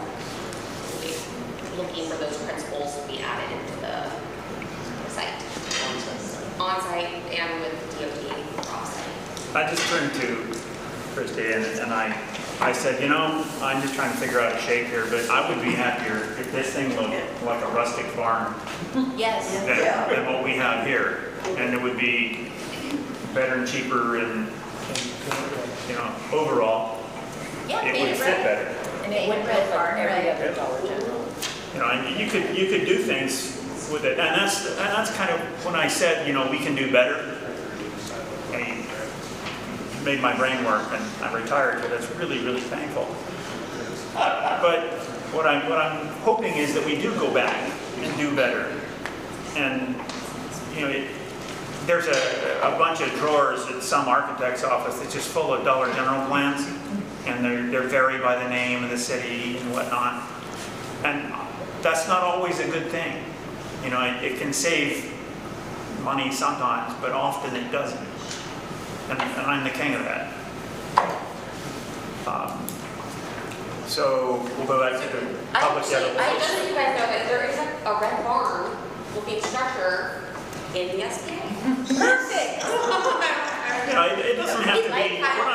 We're not talking about a Philadelphia Dutch barn or whatever the hell that is. We're talking about a tin roof with. What's that term? Agrarian. Yeah. Agrarian. There you go. Word of the day. I'll sell you manure spreader cheap if you go on the outside when I'm not being in manure spreader. Oh, that looks so good. Okay, Hal? I don't remember who said it, but somebody made a comment about the lights on the outside of the building. Would it be something that maybe some type of light that matches the new lights on M Street? You want me to speak? Yeah. Yeah, I'll speak on behalf. Generally, there would be parking lot lighting that would be added for, of course, safety as well as customer convenience. That would be probably following Title 24 requirements for energy. I think what he was saying is, would you be open to putting decorative lights that match municipal lights? In the parking lot? Sure, as long as your lumen was able to illuminate correctly, yes. All right. Or to be on Penn Street. All the new ones that the county put in, what's it been, a year now? We can figure it out. Yeah. They're from the library to Rio Linda Plaza, but they're supposed to be coming up this way too. Yeah. Yes, they're supposed to go from Second Street all the way. It's fairly common in the developer world to have to use a light that's mandated By the county, correct. Yeah, Public Works. Okay, so Velma Kennedy. I'm looking at the road, M and Rio Linda. Are they going to have to improve that road the way Rite Aid did and allow for that second lane? Where is the room for that in front of your building? I don't see the room for a second road, a second lane on M and Rio Linda. So, Chris, We have asked, what are the comments that we provided the applicant, so the ultimate right of way, which would accommodate for the widening of the roadway. So I don't see anything on that picture that we looked at that would allow for another street. Sometimes, you want to remember that we're a workshop, and these aren't finished plans that he's turning into the building department to say, make the nuts and bolts be right, and I'll be okay with that. This is he comes, he gets some more input about some stuff that's basically we're saying, we don't think we want that to happen, or we want something else to happen, or what you've got here is okay. That's the purpose of tonight. I would hate to see this store built and then that road have to be increased later on. And what the county's saying is, they asked him to show on his drawing where that line occurs, and if that line occurs and it's an issue, they'll make him move it before they go to the final drawings. So these are in the partway done drawings. But that road will become enlarged. Yes. Yes. Yes, it is. as part of this project, is like, you're asking if it's part of this project. They could well have to do that, yes. Actually, just to clarify, I'm not sure that it would be conditioned as part of the project. They're going to be required to set back to allow for the development, but I'm not sure, I don't know that we've had those discussions. But they'll have curb gutter and sidewalk around the store. They'll need to be at the ultimate right of way. Correct, but they may not need to construct the intersection improvement. That's correct. That's what bothers me. Is that going to be that unfinished and unpaid and undone, or is it going to be a beautiful center? No, it'll likely be the same condition. There might be some improvements that are made, but they won't be required to construct the ultimate right of way. They won't have to build all the lanes. It's already asphalt. They won't have to build all the lanes, but they'll have to be ready for those lanes to go in. They are required to do the sidewalks though, right? They're going to have to improve sidewalks and do all kinds of frontage. So you'll have sidewalks around. Okay, but from the curb to the existing street, what's going to happen there? Is it going to be places for puddles when we get floods? Is it going to be rock? Is it going to be a nice smooth street like? It's going to be the new motorhome parking. Now, there'll be curb and gutter, it is paved there, so, but they're adding a curb and gutter, so there will be a drain there, getting away in water. And it'll tie, there'll have to be some tie-in for that. It won't be curb gutter, gravel sidewalk. The last meeting we had, when the curbs and gutters on Elverta were put in, but no street with the developer. And I don't want that to happen on this. That doesn't happen anymore. Okay, on this arch center. And we're finally ready for Mark Grant. Hey, what I have to say probably isn't what the whole meeting is about. I just want to tell you, like, last summer, I took a flight to New York, and I took some time off, and I drove back all the way, I rented a car, drove back. And I drove through all these rural towns, and I drove through all these cornfields. About every 30 miles, there was a Dollar General. And I gotta tell you, everyone hates this for some reason. This is a great store. Okay, I know, it was what that we're talking about. Right, no, I know. But anyway, but when you guys are talking about the vision of this Rio Linda, which is so many years out already, have you looked at the corner right now? I mean, this town, I'm sorry, is a dump. Nothing personal. People litter. I have someone who just dropped off truck parts behind our thing. Christmas time. After Christmas, I'll have 24 Christmas trees on my lot behind the fence. We got homeless people sleeping on the park benches here, in our place. Same thing. There's a guy today doing donuts. Every day I have to watch people run that stop sign at 70 miles an hour. Drives you nuts. Really, you get road rage working there. But, hey, I'm serious. But so this vision about, Dollar General, it doesn't look good, the wall. Look what's there now. We got my place, which, hey, business is great. I've been at it 39 years. I'm almost done. But, you got the pizza place, you got the bar, and then you got Carl's place over there, which is still vacant. I know you guys have been working on it, which looks a lot better. Then we got this vacant thing. I don't think this, you're talking visions years and years down the road. It's like, that was just my opinion. I just want to throw that out there because it's a really good store, and I think it would look good there. And when it comes to the room, it's amazing how they find room for stuff. Look at Vegas, how they built this T-Mobile Arena. How they build it in the middle of these two casinos. Somehow, all of a sudden, you have a 20,000 seat stadium. They find room for all this, and yeah, they need to do something at that intersection. People go through that faster than the fire trucks. Every day I'm just waiting for someone to get clobbered. Like, here we go. Because we're watching it all day long. Hey, that's just my view on things. Thank you. I live downtown, and I can tell you the dollar value of an accident just from the sound in the middle of the night. I see it all. I can tell you how far away the gunshots. There was a guy today just all day long for hours, just spinning out and flying. He must have ran that stop sign 6 times. I'm like, come on, man, it's coming. We're going to, Anyway, hopefully they do something, and see if they build something like that there, it might deter all that. It'll change the whole thing. Kind of like, that Rite Aid they did is beautiful, man. What a job. And even though anyone noticed there's no lights at night at the intersection there, where the Rite Aid is, But anyway, thank you. I'm with you on a lot of what you said, but we're not going to get better unless we make people build better stuff. We've been open 39 years. We're fine. I'm getting towards the end of the retirement. I know you brought the liquor store. You guys have been great to us for the change. Thank you. Thank you. Okay. Sir, this is your last chance. You have to turn your ticket in. Thank you, sir. Okay. Calling on Lyle Kennedy. 8120 Rio Linda Boulevard.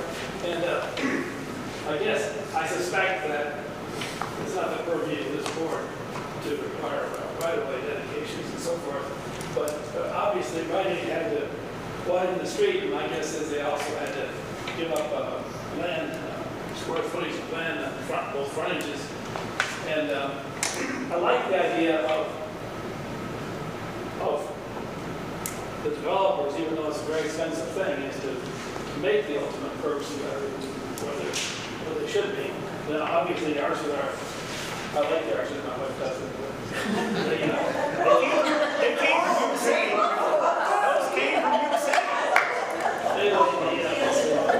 I would like to see the setback here, more or less this side here, go back to here. So that I'm able to setback from I think other people are talking about. And parking on both sides there, instead of behind the store. That's just my comment, but I think the dedication of right-of-ways and widening streets is a very common thing that the agencies do. That's probably coming on the line. Thank you, Lyle. Thank you. I appreciate that. I'll just say one thing, a little bit about what that is, and that 2 years back, like more than 10, things like what we have up at Cherry Island were how it was done. And it was probably more like 20 years ago. But they don't do them that way, partly because guys like us don't like that it ends up that way. Because we have to wait now for some large development project to come in and infill all that stuff. Nobody likes it. The county doesn't like it. CPACs don't like it. I individually don't like it. Everybody sitting up here doesn't like it. So there are things they do. That said, they're not going to let somebody build where they're going to need a road. So when we did item 2, we were saying we're going to need a road like this. And in years to come, people will be able to build a little closer to where that road was, because it's not going to be that big road. That's what all these long-term planning things, these general plans and these special plan areas all come down to, is making restrictions like that on where people go. So you don't end up with unpaved areas that transportation was prohibited from making the guy spend money on. And that would be the guy who put it in the first time. They were trying to make it possible for him to do his project, and they didn't charge him the full amount that it's going to cost to do it. And so we're kind of lost at it as to where to get that money now. Sad thing, but it's the way it works. We have one more public comment. Oh, Charlie! Oh, goodness gracious! How could I have forgotten you? It's all right. Speak, Charlie. I just had a message sent by one of the public that's watching this. They said, why don't you put a traffic circle under the arch? Because it's not mine to do. I know. I'm just putting it out there. I'm hoping the county hears it. Why didn't you have a petition to do such 15 years ago?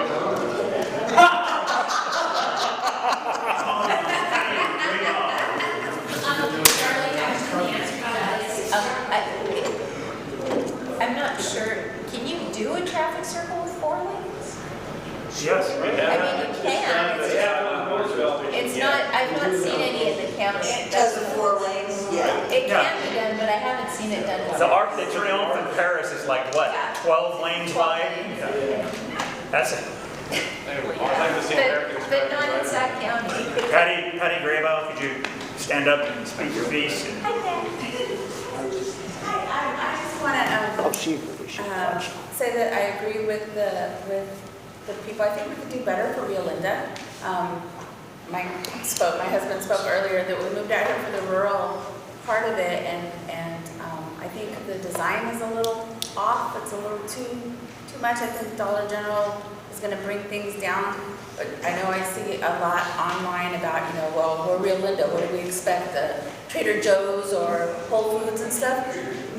Why not? Okay, but I know socioeconomically we can't do that. But I do think that we can do better for our community, and I think we can make things a little bit better. I don't care that it's Dollar General, but I think the buildings can be better. Yeah. Take a look at the barn picture. It's actually pretty cool. And I'm not an architect that looks at anything. Hal's going to be the last one, and we're going to move on to the end of the world. Kind of a little bit off the subject, but again, I want to thank the county for one more thing, Chris and staff there. The beeper at the intersection of Elkhorn and Rio Linda Boulevard, the people that really need it and use it have told us that it works great. Thank you. Thank the ADA. That's Reagan. That's Reagan. Hey, Zach, you said you wanted to be reminded about something earlier in the meeting. To close up a loop of something regarding Mark. You were going to have Peter share something from that before you close up.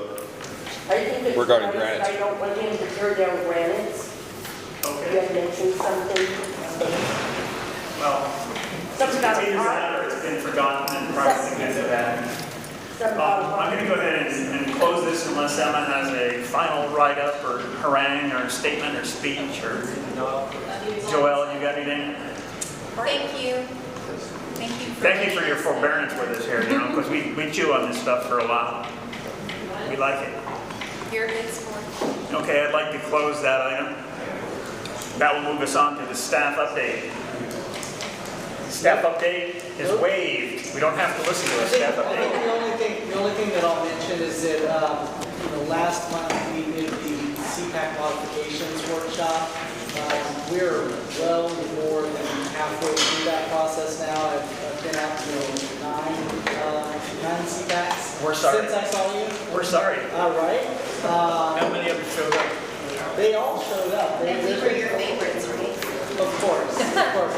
But, so what we're expecting is that probably in August, we'll be done with all 14 CPACs, and then we'll be coming back with the report that'll go on to the board.